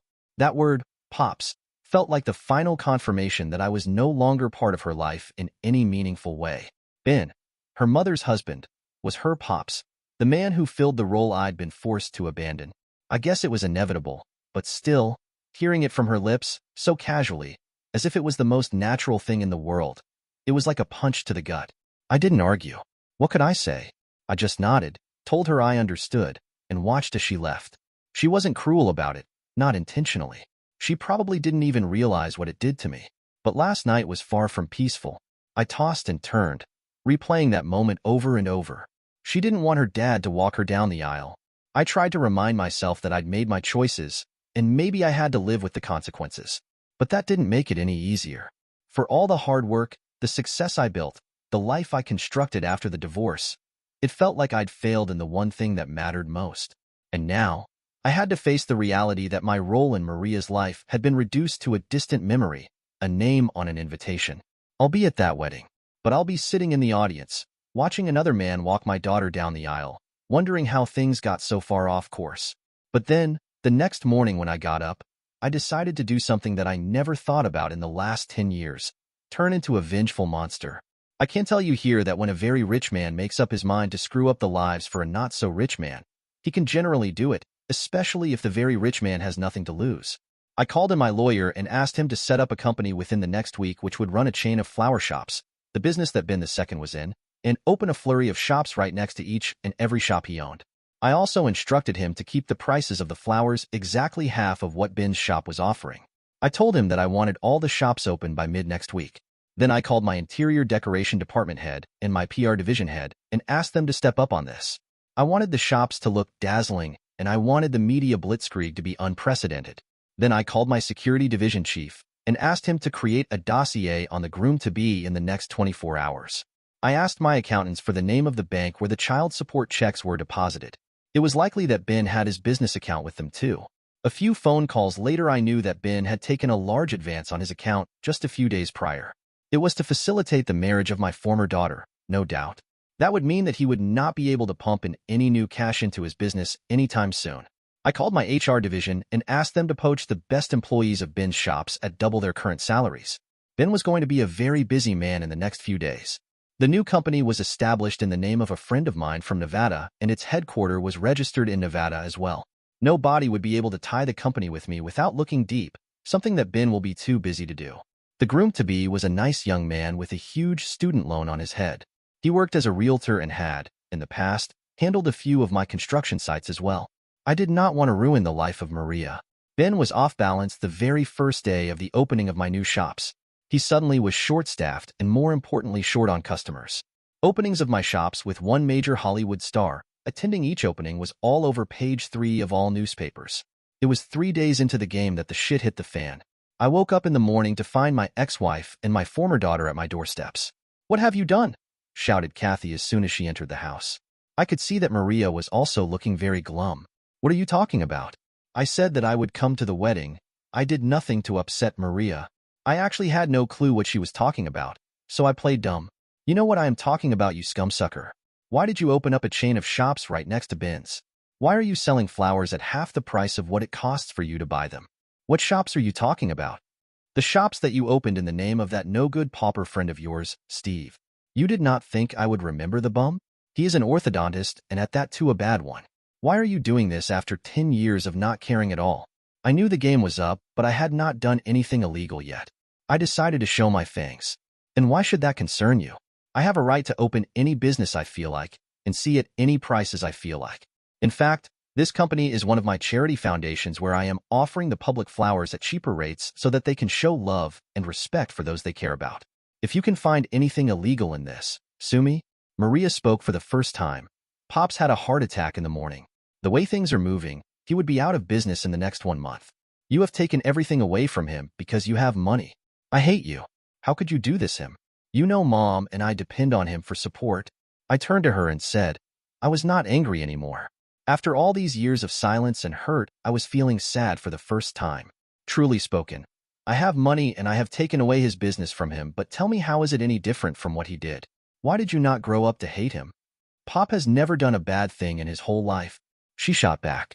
No, he has never done a bad thing in his whole life. When he slept with my wife, he was doing something every morally upright man does. You say that I have money and he does not, and I am using it to take his business away. He had time and I did not, and he used it to take my wife and my daughter away from me. How is that different? But of course, what I am doing is beyond disgust, and what he did was the thing sainthood is made for. You say you and your mom depended on him, and I took that away from you, and you hate me for it. I depended on my wife at a time when my father had died and more than 1,200 employees were looking at me, and he took her away from me. Why don't you hate your pop for it? Maria looked away. Why do you bring this up after 10 years? Kathy asked, more politely now. Because I am tired of being the bad guy for nothing. If I am going to be painted as a villain, I bloody well will be one. I should have fought tooth and nail for Maria instead of thinking that you would best by her. I should have raised hell when you denied me chances to meet and see my only reason to smile, my daughter. Instead, I backed down and thought that it was best if I did not destroy her childhood by making life difficult for you. I should have ruined the scumsucker who cucked me so that he would be on the roads, and you would have no choice but to stay with me and keep my Maria with me. I should have filed for full custody when you refused to let me take Maria with me on that holiday to France, even though it was turned to spend summer holiday with her. I looked at her with the disgust I was feeling for her at this time. Maria spoke up. You never had the time for me. I was starved for affection. After a while, it became clear to me that you had divorced me as well, along with Mom, and it was only then I took Pop as a father and pushed you out of my mind. I met you at times because Mom told me that if I refused to meet you, there would be legal repercussions. She said you would file a case against her. I only met you out of fear, not out of love. Wait a minute. I asked her to hold on while I called up my attorney. I asked him to fax me the letter that I had sent to Kathy so many years ago. Within the next 15 minutes, I had a faxed copy of the letter, and also the receipt with Kathy's signature on it. Read this and tell me if I did not have the time for you. I also have a recording of the phone calls that made to your mom to request time to meet with you, and being brushed off. I must have hundreds of such call and a few calls where you have rudely asked me not to call you about fixing up time. Rather you Mom, and that hurt. What was my mistake in all this? My only mistake was that my father died, and then I had to run a company which I had no clue how to do. I was inexperienced and I did it because 1,200 people worked in that company, and they depended on me to keep the company afloat. I did spend a lot of time away from the two of you, but it was to bring home the money that we needed to live. You of all people, Maria, have no reason to be bitter about it. In the last 10 years, I have not paid any alimony to your mom, but I have made you go to the best school, the best college, and have all the best amenities that you could think of. Do you think I was unaware that you were spending a lot of your money on you Mom and Pops? You stole money from me and gave it to them. That is correct. It was stealing. The credit card I gave you was for your expenditure on the campus, and you regularly bought flight tickets for your Mom and Pops to visit you on that card, and you refused to see me the one time I was in town. How do you think I felt at that time? I was pissed off, bloody pissed off, but I kept quiet because I gave you the card to keep you happy. If being near your Mom and Pops made you happy, so be it. I was seething with anger now. After reading the letter, Maria was looking at her mother with the same anger that was directed to me some time ago. I should not ruin your Pops maybe, but I will. I will bring him down with one thing that I have, and he does not. After all, he brought my world crashing down with what he had. If now, your Mom wants to have husband who has money, she is most welcome to marry me after divorcing the a-hole. She will not be loved, but she will have time and money from me. I do need companionship. What kind of person do you think I am? Snapped Kathy. The kind of person who deserts her husband and sleeps around with another man because one facet of her life is unfulfilled. It is a man's job to bring two things to his wife, money and his time. I was bringing money and not my time, and you deserted me. Now, in coming days he will be so poor that he will be looking for money to buy a pot to piss in. So, he will neither give you money nor time. Will you be able to live with it? Is your love for a cuck scumsucker who slept with a married woman greater than the love you had for a hard-working man who fathered your child? Kathy finally lost, and there was no fight left in her. Just then Maria spoke up. Dad, do you have it in you to let me move in with you? I cannot go back to live with people who took my dad away from me. If you do not agree to let me move in, I will move into a motel and then find a place to stay. I guess my marriage is not going to go through. I will not walk down the aisle in a marriage ceremony paid for by two lying individuals. I do not know if my relation with Jake will survive after this, but I hope he loves me enough to look past this. Kathy was openly crying now. Maria was looking at me with tears in her eyes, not sure of what my decision would be. Maria, you can move in right now, if you feel like. I am sure that you have things at your mom's that you would like to bring. Go and bring them now, while I talk to your mom. After Maria left, I turned towards Kathy. She had calmed down by now and was looking clueless. She finally spoke up. Have you hated me so much? Did you give me a reason not to? I only wanted to have a normal life for me and my daughter. Our daughter, I corrected her. You forgot in your quest for normalcy that it is not normal for a father to cry himself to sleep at night because his daughter thinks he is a heartless gumsucker. You forgot it is not normal for a husband to go to sleep thinking that he has failed his wife. It is not normal for a husband to walk in on his naked wife getting screwed by her boss. Where was anything normal in your so-called normal life for me? You screwed me up so bad that I have not had a single meaningful relationship in 10 years. I guess I was being so selfish that I did not see how much hurt I was causing you. You are still being selfish letting yourself off so easily. The equation had 4 people, me, you, Maria, and Ben. Ben has had a heart attack. Maria has just lost all that she has believed in for the last 10 years. I have been reduced to a sadist, and you are stuck with a husband with no health, no wealth, and no time for you. I see that you have successfully destroyed 4 lives. I looked hard at her. But now you have one chance to make things right for Maria, provided you can think of someone beside yourself. Anything to make my baby happy. I will take over all the expenses for the marriage so that she goes ahead with the marriage. My only condition is that on the day of her marriage, you will not be in town. If you can do it, I will make things right for Maria. She started crying and nodded her head. I am ready to do anything for Maria. I should have felt lousy for being such an a-hole, but I was just happy. I could see that the rest of her life was going to be miserable. I had always wanted to start a European branch, and there was a construction company in Germany up for sale. I was sure that Jake would be an ideal candidate for being my eyes and ears there. I've come this far, haven't I? Torn their lives apart piece by piece. Ben's gone. Took his life 5 years after Maria's wedding. I remember the news hitting me, but it barely registered. I felt worse when I lost a goldfish as a kid. Kathy's hanging on by a thread now, scraping by on food stamps after I got her fired from 3 jobs. She knows I'm not letting her off the hook. Not after everything. And now she's in this pit. She knows there's no way out, except one. From what I hear, she's saved just enough to buy a gun. A few more weeks, maybe she'll have enough for the bullet too. Then it's only a matter of time. I wonder if she thinks about it every night, about how much more of this she can take. And here I am, wondering if I should stop. Should I be charitable? Should I let her live? If you can even call what she's doing living? Part of me knows I could, if I wanted. I could back off, stop grinding her into the dirt. But the other part of me, it's still hungry. Still feels like there's something left to take from her.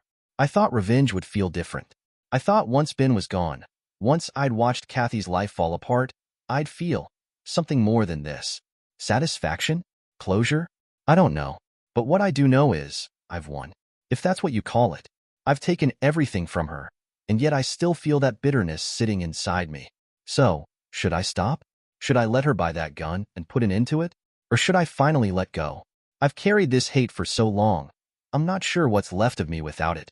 Maybe I'm too far gone to stop. Or maybe letting go is the only way to find some peace for myself. But can I even do that after everything? I don't know. Dear listeners, please share your thoughts in the comments section below, and don't forget to like, share, and subscribe.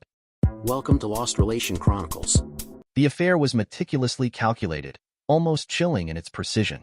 Every step she took seemed designed to avoid detection. She handled all her communications through outside channels. Emails were sent from a cybercafe during her lunch breaks, using a fresh email account each time. She kept a disposable cell phone hidden in her desk at work, and a bag of clothes stashed in a locker at the gym where she regularly worked out, the same gym she'd frequented since the day we met. To cover her tracks even further, she convinced her lover to rent a car for her. This way, the mileage on her vehicle remained unchanged. No GPS tracker could reveal unusual movements, and there was no paper trail linking her to anything suspicious.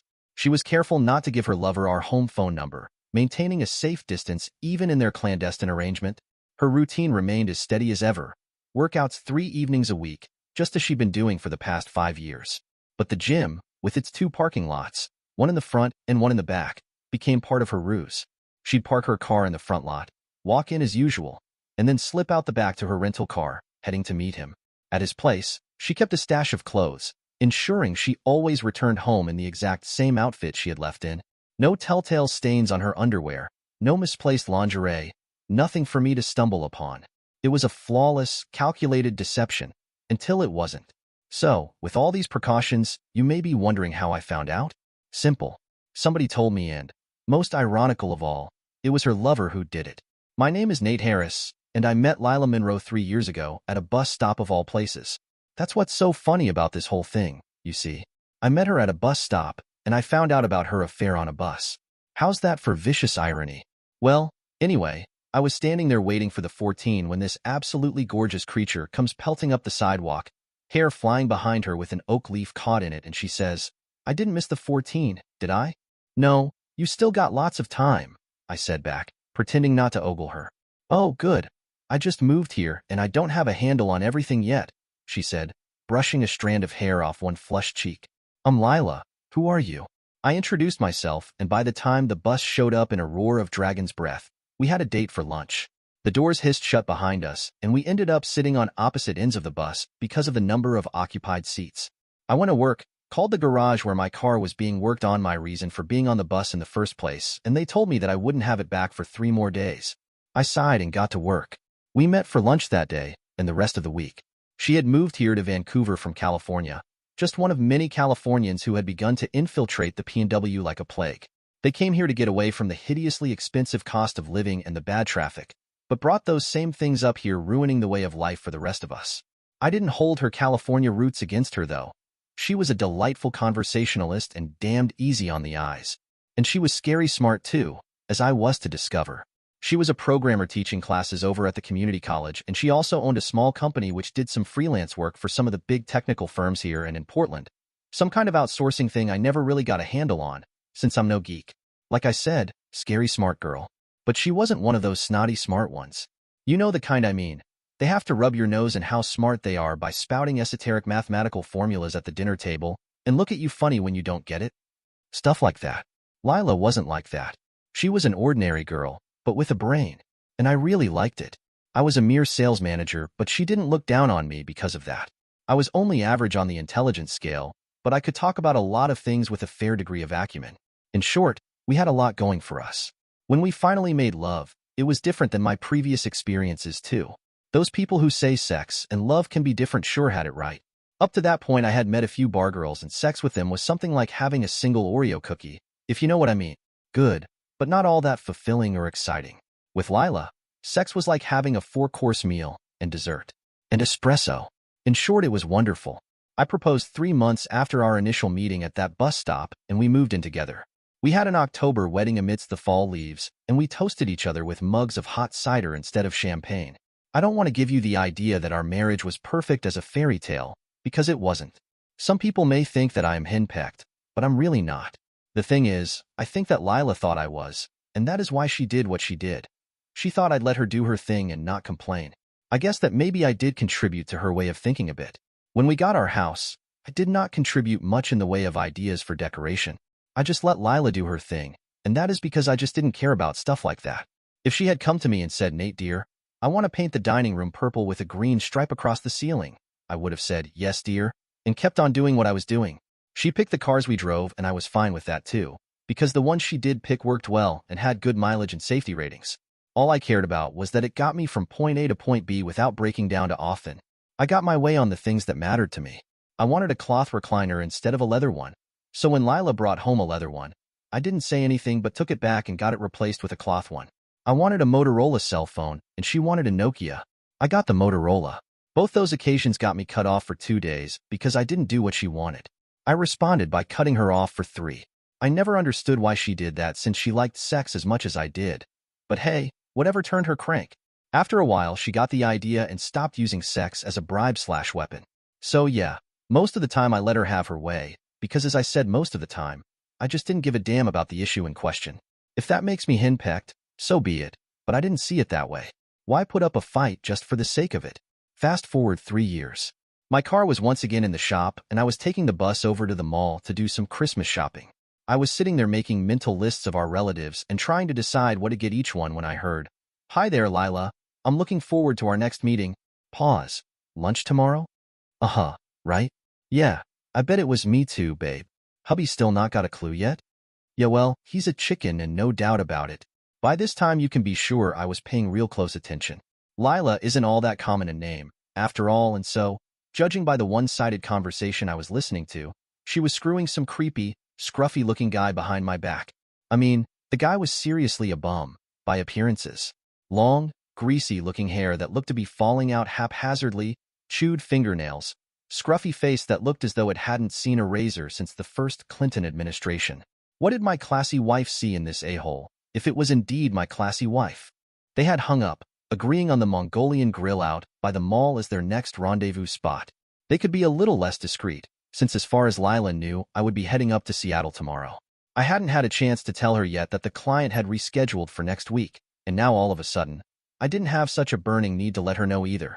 My original plan had been to surprise her with dinner at the Outback, which was, oddly enough, right by the Mongolian grill, and then take her home to screw her silly.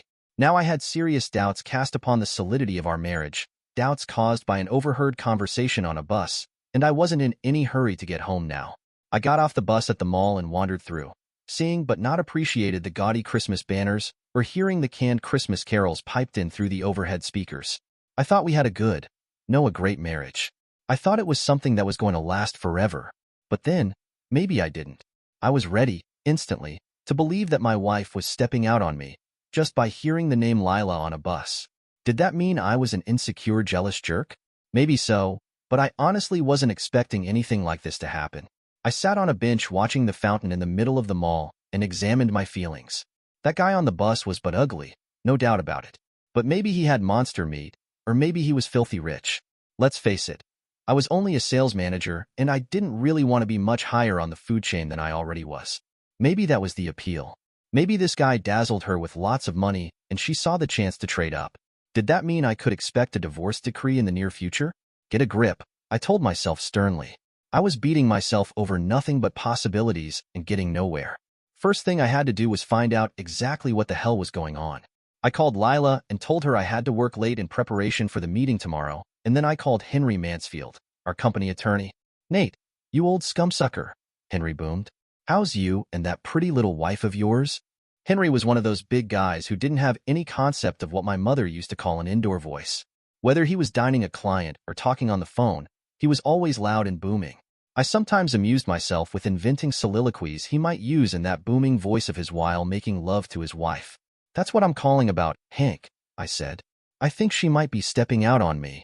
I had no problem telling him this, since anything I said would be protected under client confidentiality.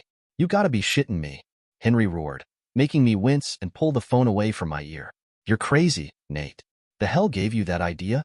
So, I told him about what I'd heard on the bus, and I told him I wanted to know if there was a good PI he could recommend to me so that I could find out the truth.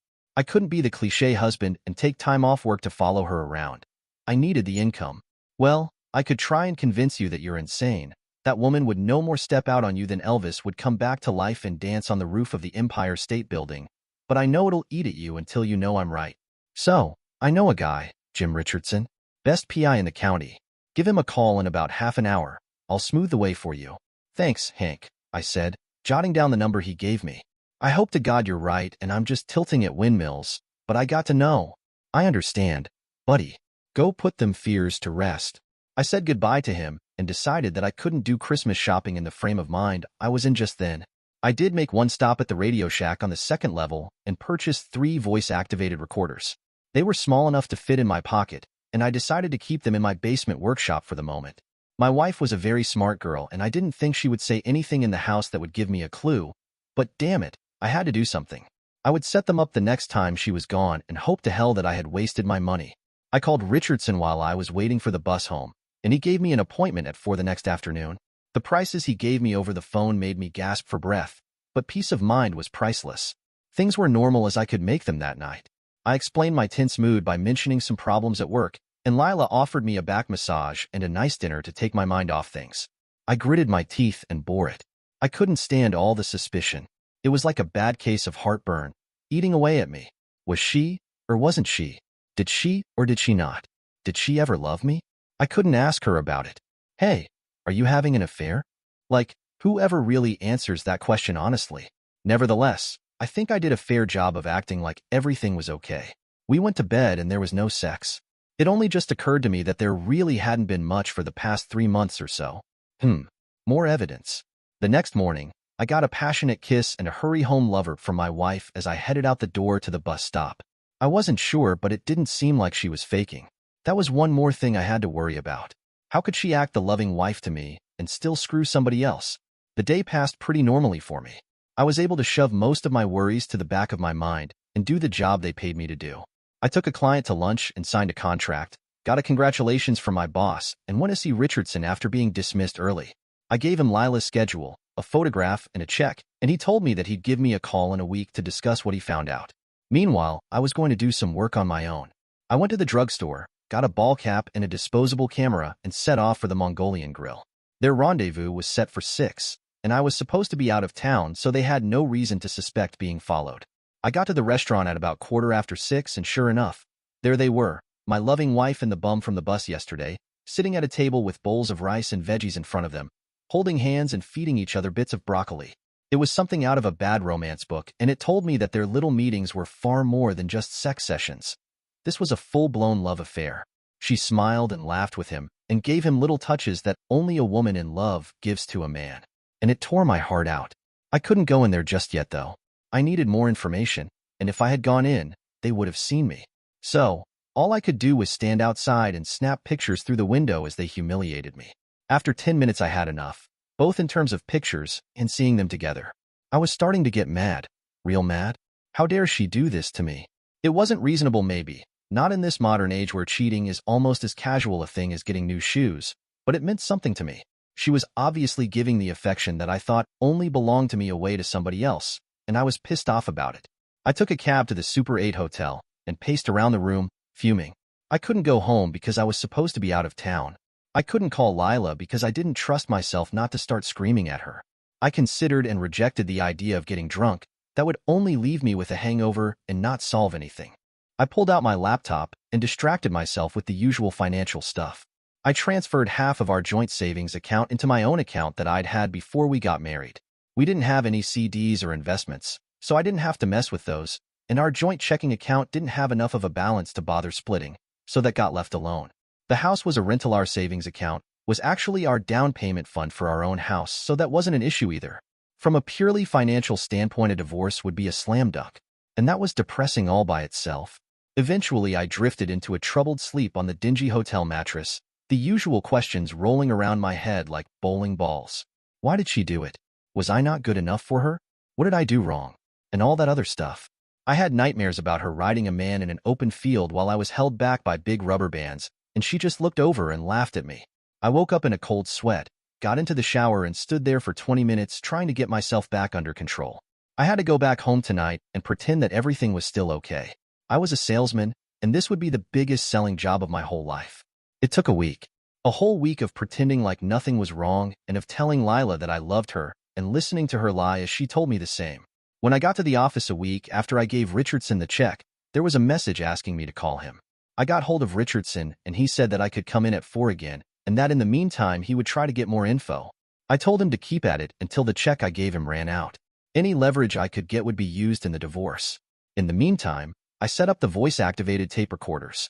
I had one in the house, one in her purse, and another in her car. I was absolutely correct when I thought that she wouldn't say anything in the house, because during the whole week I got nothing at all on the recorders that shouldn't be there. So the morning I heard from Richardson, I took them all out before I left for work. Around lunchtime, I called Lila and asked if she would like to go out to dinner that night, to which she agreed enthusiastically, and we exchanged love yous and hung up. I asked for and was given the rest of the afternoon off, and I went to my house and started packing my shit. I didn't really care what her reasons were. I wanted out. She was obviously lying to me, and I wanted no part of it. I left her all the furniture and only took my computer. She had her own my clothes and some family heirlooms that I had inherited. Just enough stuff to fill the trunk and the back seat of my Volvo. I went back to the Super 8 and reserved a room for a couple of weeks, during which time I would hit Craigslist and try to find me an apartment. By the time I had done all that stuff, it was almost 3. I went to see Richardson, and the bottom fell out of my world. That evening around 6, I met Lila at the Outback by the mall. She did a fine job of pretending to be the loving wife, smothering me in kisses. I had to make a Herculean effort not to barf, wondering if that mouth had been used that afternoon. "You had better eat up, lover," she told me as we settled in a booth. "You've left me deprived for 2 days, and I need to play catch-up." "I'll just bet you have," I thought, but I only smiled and said, "Don't worry, you'll get all the loving you can handle." She beamed at me, and we ordered our dinner. I was never one for playing games, and so while we sipped our after-dinner coffee, I came right out with it. "Lila." "Yes, dear." Who is Ethan Hayes? Lila dropped her coffee cup. How? Never mind how. Who is Ethan Hayes? She stared at me for a moment, mouth working, and then something changed in her eyes. I don't know what it was. Maybe resolve. Maybe it was an oh well, he knows now. Might as well get it over with. Look, Ethan is my ex-boyfriend, and I've been seeing him for a while now. How long is a while, Lila? It was an effort to keep my voice steady, but I managed. About 3 months. How did you find out? Doesn't matter, Lila. Why? Why did you feel the need to stab me in the back? It was never about you, Nate. You have to know that. I was surprised at how calm she was all of a sudden. Then explain to me what it was all about. Why don't you? I'd rather not. Let's just leave it at that it was never about you and has nothing to do with you. No, Lila, I'm not going to be satisfied with that. I've already packed up all my stuff, and the only thing left is to get the lawyers involved. So why don't you just unburden yourself? Confession is good for the soul. For the first time since I mentioned Hayes' name, I think I rocked her. Why did you do that? There's no need for you to move out. There's no need to get the lawyers involved. I love you and you know I do. Oh, I don't know, I said sarcastically. Something about living with a lying, cheating bitch upsets me for some reason. She winced. Must you be so crude? Must you screw other guys behind my back? It hasn't been other guys, only Ethan. It doesn't matter if he was the only one or one of many. The first time you invited another man into your body, the one you promised to me during our wedding ceremony, it was over for us. Now, I leaned across the table and got in her face. Why are you screwing that man? She stared at me. I had never gotten in her face like that before. As I said, I think that because I let her do her own thing most of the time, she figured that I would let her do this too, and it came as a shock to her that I was coming down so hard on her. She sighed and looked away. I couldn't swear to it, but I thought I saw a tear in her eye. Ethan was my boyfriend all through high school, she said at last in a low voice. During our senior year, we were talking about marriage. We were going to go to UCLA together and take the software world by storm. Only problem was Ethan's father was an Army officer stationed down at Fort Irwin, and so halfway through our senior year he moved and we never got closure. The letters stopped after a couple of months, and up until a few months ago I never heard from him again. She stopped there and looked at me. I kept a blank face on, but inside I was fuming. So she ran into her old high school boyfriend. Big deal. She was still married to me, and that was no goddamn excuse to screw him. Go on, Lila, I said in a neutral voice. She stared at me for a minute, then continued in a lower voice. Well, like I said, he found me at work one day about 3 months ago and it was like old times.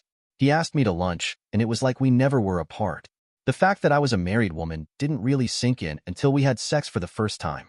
I realized I had to keep you from finding out, because I really do love you, Nate, and I didn't want you to leave me. No, what you wanted was to have your cake and eat it too, Lila. You didn't love me. You loved being able to put one over on me. Just what did a-hole say to you to get you to spread for him? I know it had to be something. She sobbed once, then quickly got herself together. Don't talk about him like that, Nate. He's not an a-hole. Of course he is. Any man that deliberately goes after a married woman is an a-hole. Now, just what did he tell you that got you to spread for him? I'm dying to know. He told me that he had cancer and that he wanted to make love to me one last time before he had to go into the hospice. I just couldn't deny him, Nate, especially after all that we had meant to each other. I of course knew this, but I also knew something else. So, you decided to keep on doing it for 3 months? Just to grant a dying man's last wish? She didn't answer, just kept staring at the table. Why? Why did you keep seeing him for 3 months? I couldn't bring myself to tell him no. He was dying, and if I could bring him some happiness before the end, how could I deny him? I couldn't help it. I started to laugh. I threw my head back and howled, while diners looked at me and Lila stared in shock. Finally, I got myself under control, waved an apology to the diners, who went back to their plates and stared at Lila. So, does this mean, I said, that, should I decide to stay married to you, I can look forward to you screwing anybody with a terminal illness? Suppose a guy came up to you and said that he was dying of AIDS and his last wish was to screw you? You gonna let him? She flared up angrily. How could you suggest such a thing? I'm not that gullible or stupid. Yes, you are, Lila. You are indeed, because that is what happened with a-hole. He said he was dying and he wanted to screw you. But that's different. No, it isn't. I don't give a damn if he was your old high school boyfriend or the goddamn reincarnation of Casanova. You are still a married woman, and you shouldn't have been screwing anybody else, terminal illness or not. You are indeed that gullible. But I loved him. If you loved him that much, you shouldn't have married me. There is no room in my marriage for a third party, so that means that we need a divorce. I don't care what your excuses are. You still cheated and lied and turned me into a cuck. How many times did you come home fresh from your lover and give me sloppy seconds? How many times did you feed me his leftovers when I ate you out? And oh, Lila, there is no room for a third party here. No, Nate, no. I never did any of that stuff, and I won't let you have a divorce.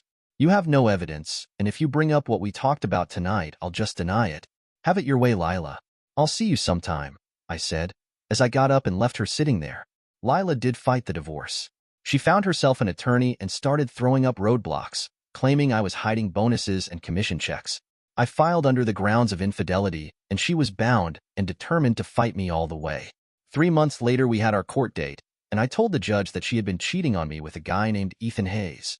Her lawyer said that I had no evidence, and that she furthermore denied that any infidelity had happened at all. It was time to play my ace. Jim Richardson had earned every cent of his fee. He had used a 400mm lens to take pictures of Lila's computer screen at the cybercafe from across the street, and I could read her emails as she set up her next rendezvous with A-hole. Since it was a public place, those photos were admissible. Next was the shots of her going into the gym and out the back door to climb into a rental car, which was later shown to be rented by Ethan Hayes. And last on the visual exhibits, there were photos of Lila and this Hayes character kissing in front of a hotel room before walking in and coming out 2 hours later by the photographic timestamp. Finally, there was the story Lila told me on one of the voice-activated tape recorders I had bought. It was in my pocket the night of our last dinner together. Her lawyer threw up an objection that since it was recorded without Lila's knowledge, it should be inadmissible, but I countered and said I was recording myself and she just happened to be there. It was a stupid, flimsy objection, but the judge let the recording be admitted. All the fight went out of Lila then, and the judge found in my favor. Lila had to pay her own court costs and attorney's fees, and I didn't have to pay her alimony since she made more than I did. I shook my lawyer's hand and headed over to Lila's table, where she was sitting, head on her arms as she cried quietly. "There's one more thing you should know, Lila darling," I said mockingly. She looked up at me with red-rimmed eyes. "What now, you a-hole?" I had to smile at that. She screwed away her marriage and I'm the scumsucker. How rich. "Just this," I said, handing her a sheet of paper. It was an audio transcript that had been obtained illegally and was thus not admissible in court between Ethan Hayes and his friend Jack. "I did it, man. Got Lila to put out." "How'd you do that?" "I told her I had cancer. I cut my hair patchy-like, and I put on some makeup to make my face look a little paler. Every couple of weeks I cut a little more hair out until I told her I was about to go into the hospice. But you really don't have cancer, right?" "And no, hell no. I only did it because her company screwed mine out of a programming deal. I knew her in high school, but she was always a frigid bitch, and this was a fun way to get back at her." "Wow, that sure showed her, didn't it? Good job." Lila looked up from the papers. "You made this up, you son of a bitch." "I know it. Ethan wouldn't do that to me." I let out a dry laugh. "No, my darling ex-wife, I didn't make any of it up. Nothing I could ever do to you would be more satisfying than watching you destroy yourself. I hope he was worth it. Have a nice life," I said, my tone sharp and final. With that, I turned and walked out of the courtroom, the sound of Lila's sobs echoing behind me as I stepped into the sunlight, free at last. Dear listeners, please share your thoughts in the comments section below, and don't forget to like, share, and subscribe. Help us reach 1,000 subscribers on the new channel, Cheating Tales Lab. We hope you enjoy the story. Let's begin. James Kavanaugh's fingers drummed an impatient rhythm on the armrest as his flight descended into Dulles International Airport. He wasn't supposed to be here, not yet. The tech conference in Tokyo had another 3 days to run, but that text message on Victoria's phone, it gnawed at him, an itch he couldn't scratch. Meeting confirmed for 2 a.m. You know where. He'd seen it by chance, a notification popping up while Victoria was in the shower. Work-related, she'd said when he'd asked. But at 2 a.m., something didn't add up. As James collected his luggage and hailed a taxi, his mind raced through possibilities. Was he overreacting, letting his imagination run wild? But years of coding had honed his ability to spot patterns, to sense when something was off. And this felt very off indeed. The cab pulled up to their house, a sleek, modern structure that James had painstakingly outfitted with the latest smart home technology. He paid the driver and stood for a moment, taking in the familiar facade. Everything looked normal, peaceful, even, but as he approached the front door, the hairs on the back of his neck stood up. Silence. That was what hit him first as he stepped inside. No cheerful greeting from Alexa, nowhere of the Roomba making its rounds. James had programmed the house to come alive when either of them returned home. So why was it so quiet? "Victoria," he called out, his voice echoing in the stillness. No response. James moved through the living room, his footsteps unnaturally loud on the hardwood floors. The kitchen was empty, the home office undisturbed. He was about to head upstairs when he heard it. A faint splash, followed by a low murmur of voices. His heart pounding, James ascended the stairs, each step measured and silent. The master bedroom door was ajar, a sliver of light spilling out into the hallway. Another splash, a soft giggle. James pushed the door open. Through the steam billowing from the ensuite bathroom, he saw them. Victoria and Gregory Stern, her business partner, entwined in the oversized spa tub. Her head was thrown back, exposing the elegant line of her throat. Gregory's mouth was at her neck, one hand tangled in her hair. For a moment, James couldn't move, couldn't breathe. The scene before him was so surreal, so at odds with everything he thought he knew, that his brain struggled to process it. Then, with a clinical detachment that surprised even him, James began to catalog details. The empty bottle of 1982 Chateau Lafite on the floor. Victoria's favorite perfume mingling with the scent of jasmine bath oil. The way Gregory's wedding ring glinted as his fingers traced Victoria's collarbone. In that moment, as the carefully constructed image of his marriage shattered around him, James felt something inside him harden. The hurt, the betrayal. He packed it all away, sealing it behind a wall of icy determination. They hadn't noticed him yet, too lost in their passion. James allowed himself one more moment to burn the image into his memory. Then, face expressionless, he stepped fully into the room. "Well," James said, his voice flat and emotionless, "isn't this cozy?" Victoria's eyes flew open, widening in shock as she saw James standing there. She scrambled to cover herself, nearly slipping in the tub. "James, you're home early." Gregory, to his credit, didn't try to pretend this was anything other than what it was. He met James's gaze, a hint of a smirk playing at the corners of his mouth. "Come to join the party, Jimmy." James said nothing, his silence more unnerving than any shouting could have been. He simply stood there, taking in the scene with cold, calculating eyes. Victoria, recovering from her initial shock, tried a different tack. Her voice took on a mocking tone, eyes narrowing. "What's the matter, James? Nothing to say? God, you're so boring, so predictable. No wonder I had to find excitement elsewhere." "You should thank us, really," Gregory chimed in, his smugness palpable. "We've livened up your dull little life." Still, James remained silent. His lack of reaction seemed to unsettle them both.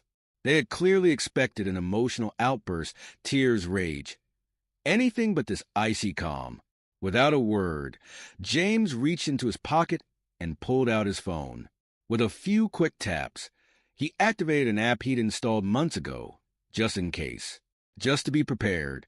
The bathroom's hidden cameras whirred to life, streaming the scene before him to a secure server. "What are you doing?" Victoria snapped, a note of uncertainty creeping into her voice. James didn't answer. Instead, he initiated a video call. The phone rang twice before a familiar face appeared on the screen. "James," Charlotte's voice came through, tinged with concern. "Is everything all right?" Wordlessly, James turned the phone so Charlotte could see her husband and his lover in the tub. The color drained from Charlotte's face as the reality of what she was seeing sank in. Her mouth opened in a silent scream of anguish.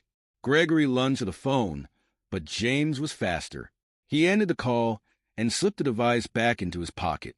"You bastard," Gregory snarled, all pretense of suave confidence gone. Victoria's earlier bravado had evaporated. "James, please." We can talk about this. It doesn't have to. James cut her off with a look, his eyes cold and hard.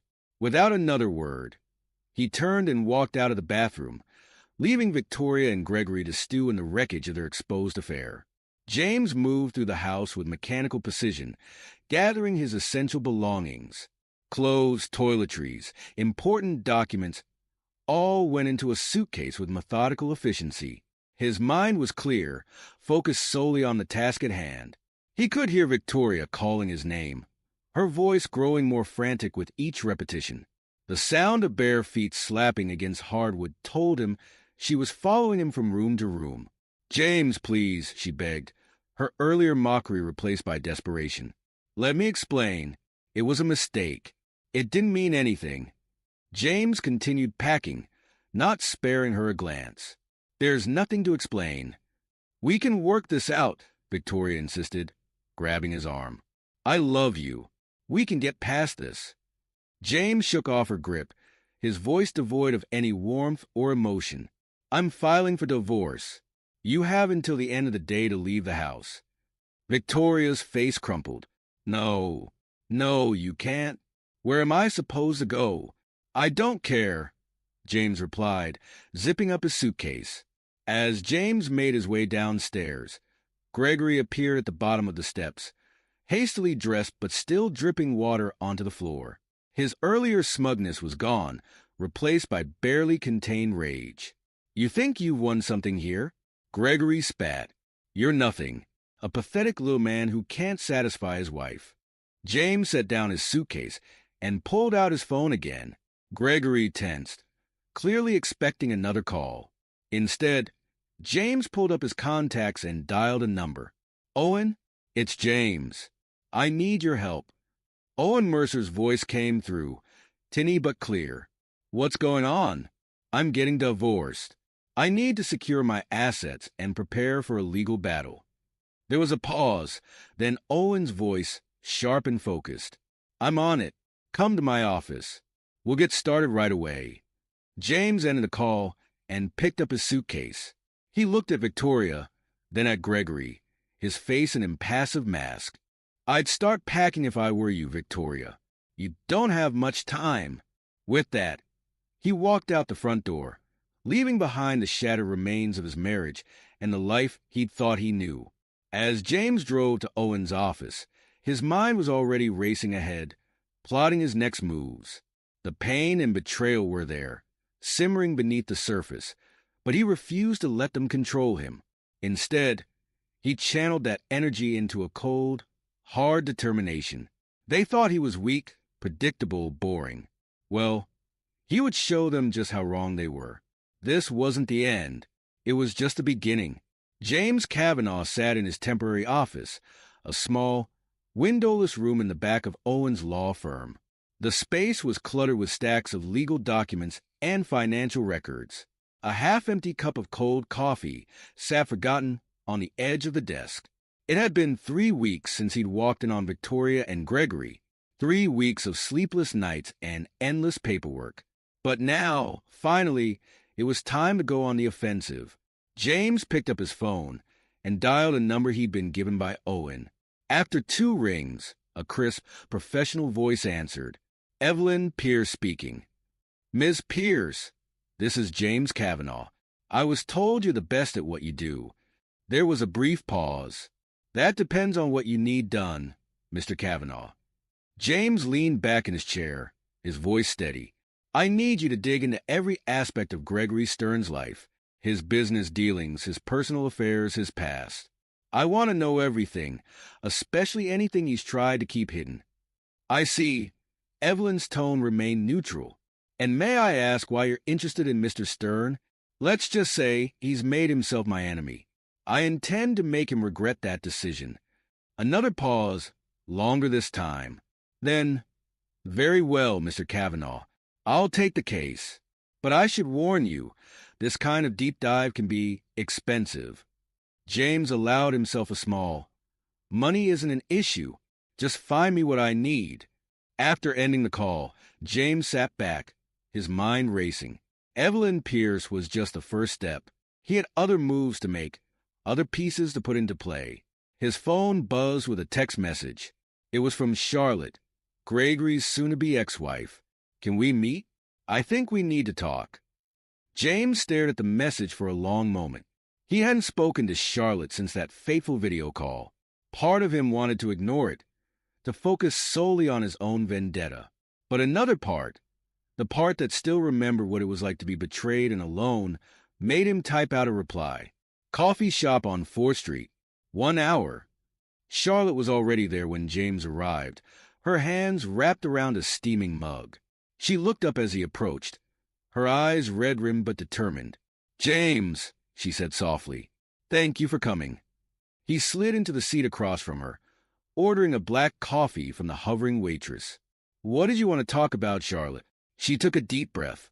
"I filed for divorce, but I don't want to just walk away, not after what they did to us. I want to help you bring Gregory down."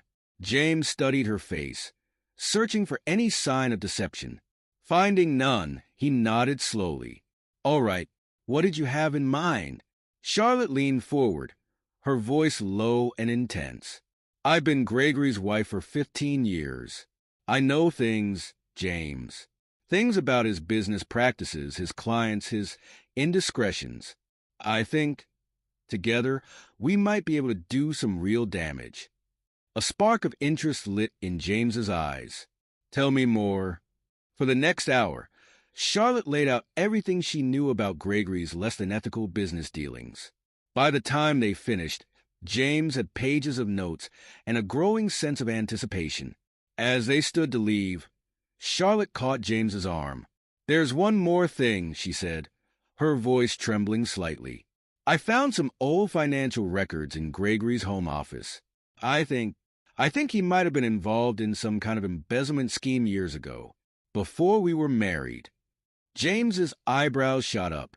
"Do you have proof?" Charlotte shook her head. "Not concrete proof, no, but enough to make me suspicious. Maybe your investigator could look into it." James nodded, his mind already racing with the possibilities. "I'll have her check it out. Thank you, Charlotte. This could be exactly what we need." As he watched Charlotte walk away, James felt a twinge of something he hadn't experienced in weeks. Hope. Maybe, just maybe, they could pull this off. Back in his temporary office, James began to formulate his plan. The pieces were falling into place. Evelyn Pierce digging into Gregory's past, Charlotte's insider knowledge, and now, the possibility of a long-buried financial scandal. James picked up his phone and opened a secure messaging app. It was time to start leaking some of the information he'd gathered. Nothing too damaging. Not yet. Just enough to get people talking, to plant the seeds of doubt in the minds of Gregory's clients and colleagues. He started with a video from the spa tub, carefully edited to obscure the more explicit details, but leaving no doubt as to the participants' identities. He sent it to a few key people in Gregory's social circle, using an anonymous email account. Next came some of the information Charlotte had provided about Gregory's questionable business practices. This went to a select group of Gregory's clients, again through untraceable channels. As he worked, James felt a cold satisfaction settling over him. This was just the beginning. Soon, Gregory's carefully constructed world would begin to crumble, piece by piece. Days turned into weeks as James divided his time between working with Owen on the divorce proceedings and coordinating with Evelyn and Charlotte on their investigation into Gregory. Evelyn proved to be worth every penny of her exorbitant fee. She dug up dirt on Gregory that even Charlotte hadn't known about. Offshore accounts, shell companies, a pattern of behavior that suggested a long history of financial manipulation and fraud. But it was when she started looking into Gregory's past that things really got interesting. "Mr. Kavanaugh," Evelyn's voice crackled over the phone. "I think I found something you'll want to see." An hour later, James sat in Evelyn's sparse, efficient office, staring at the documents spread out before him. "It took some doing," Evelyn said, her tone matter-of-fact. "He buried it deep, but there's no doubt. Early in his career, Gregory Stern was involved in a massive embezzlement scheme. We're talking millions of dollars, siphoned off from client accounts and funneled through a series of shell companies. James leafed through the papers, his eyes widening as he took in the details. This is incredible. How did he get away with it? Evelyn's lips thinned. A combination of luck, skill, and what I suspect was some well-placed bribery. But the evidence is there, if you know where to look. James sat back, his mind racing. This was it, the silver bullet he'd been looking for. With this information, he could destroy Gregory completely, but he had to be smart about it, strategic. If he moved too quickly, Gregory might find a way to wiggle out of it. What do you recommend? He asked Evelyn. She considered for a moment. An anonymous tip to the authorities would be the safest bet. Provide them with enough evidence to start an investigation, but not so much that they question where it came from. James nodded slowly. Do it, and keep digging. I want to know everything there is to know about this scheme. As he left Evelyn's office, James felt a surge of adrenaline. The game was truly on now. Over the next few days, James watched with satisfaction as his plan began to bear fruit. The leaked video and business information had done their job. Whispers were spreading through Gregory's social and professional circles. People were starting to ask questions, to look at him with suspicion rather than admiration. And then, the coup de grace. The anonymous tip to the authorities about Gregory's past embezzlement hit like a bombshell. James was having coffee with Charlotte when the news broke. They watched on the cafe's TV as a grim-faced reporter detailed the allegations against Gregory Stern, prominent businessman and pillar of the community. Officials have confirmed that Mr. Stern's assets have been frozen pending a full investigation, the reporter said.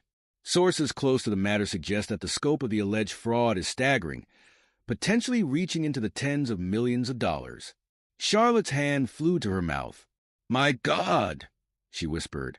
I knew he was corrupt, but this. James said nothing, but a small, satisfied smile played at the corners of his mouth. He thought of Victoria, wondering how she was taking the news, if she was regretting her choices yet. As the days passed, Gregory's fall from grace accelerated. His clients abandoned him in droves. The stock price of his company plummeted. Every news outlet in the city seemed to be running stories about the great Gregory Stern and his spectacular downfall. James watched it all unfold with a detached sort of interest. He felt no joy in Gregory's destruction, no sense of triumph, just a cold, empty satisfaction that justice was finally being served. The final nail in the coffin came with the divorce settlements. Thanks to Owen's skillful maneuvering and the mountain of evidence James had accumulated, Victoria was left with a fraction of what she'd expected. James sat in Owen's office, reviewing the final documents. She's really agreed to this? He asked, somewhat incredulous. Owen nodded, a satisfied smile on his face. She didn't have much choice. Between the prenup and the evidence of her infidelity, not to mention her association with Gregory's scandal, she's lucky to be getting anything at all. James leaned back in his chair, letting out a long breath. It was over. Really, truly over. As if on cue, his phone rang. It was his family's lawyer. Mr. Kavanaugh, I have some news about your grandmother's estate. The legal dispute has finally been resolved. You've inherited a substantial sum. James listened in stunned silence as the lawyer rattled off figures.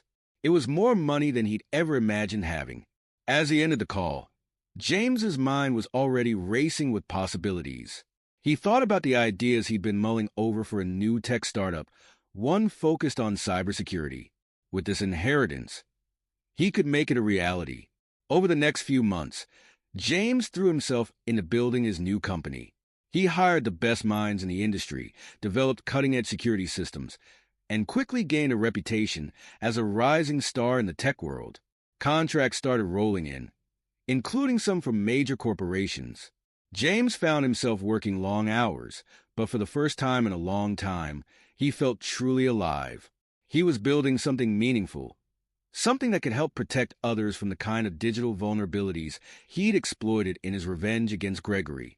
As his business thrived, James couldn't help but reflect on the journey that had brought him here. The pain of betrayal had been transformed into a driving force, propelling him to heights he'd never imagined possible. And Victoria?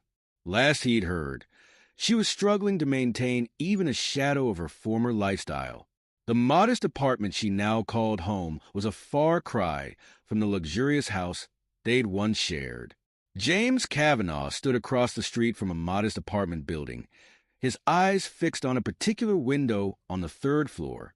Behind that window lived Victoria, his ex-wife, now struggling to maintain even a semblance of her former lifestyle.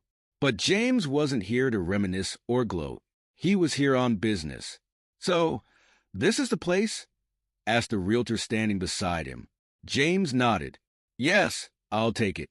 But I don't want to buy. Let's discuss a long-term lease." The realtor looked confused. "A lease? But sir, with your resources, surely purchasing would be more." "A lease," James repeated firmly. "And I'll need some renovations done. Specifically, I want the entire street-facing wall converted into a high-tech, interactive display." The realtor's eyes widened as James outlined his plans. When he finished, she stammered, "Mr. Kavanaugh, it seems rather unusual." James allowed himself a small, cold smile. "Let's get the paperwork started." Over the next few weeks, the building across from Victoria's apartment underwent a dramatic transformation. The entire facade was converted into a massive, state-of-the-art digital billboard. But this was no ordinary advertisement space. Every week, the display changed, each iteration more personal and damning than the last. One week, it played carefully edited clips from the spa tub surveillance video on a loop. The next, it displayed blown-up text messages between Victoria and Gregory, their betrayal laid bare for all to see. As time went on, the content became even more specific. Snippets from the divorce proceedings, bank statements showing Victoria's dwindling finances. Each display was a stark reminder of her fall from grace, impossible to ignore every time she left her apartment. From his office across town, James monitored the billboard impact through discreet cameras. He watched as Victoria's composure crumbled day by day. She started leaving her apartment less and less, clearly rattled by the constant, evolving reminder of her mistakes. The billboard became the talk of the neighborhood. Passers-by would stop and stare, pointing and whispering. Victoria's attempts to have it removed all failed. James had ensured every legal base was covered. As weeks turned into months, James observed the toll his psychological warfare was taking. Victoria's once vibrant social life withered away. Friends stopped visiting.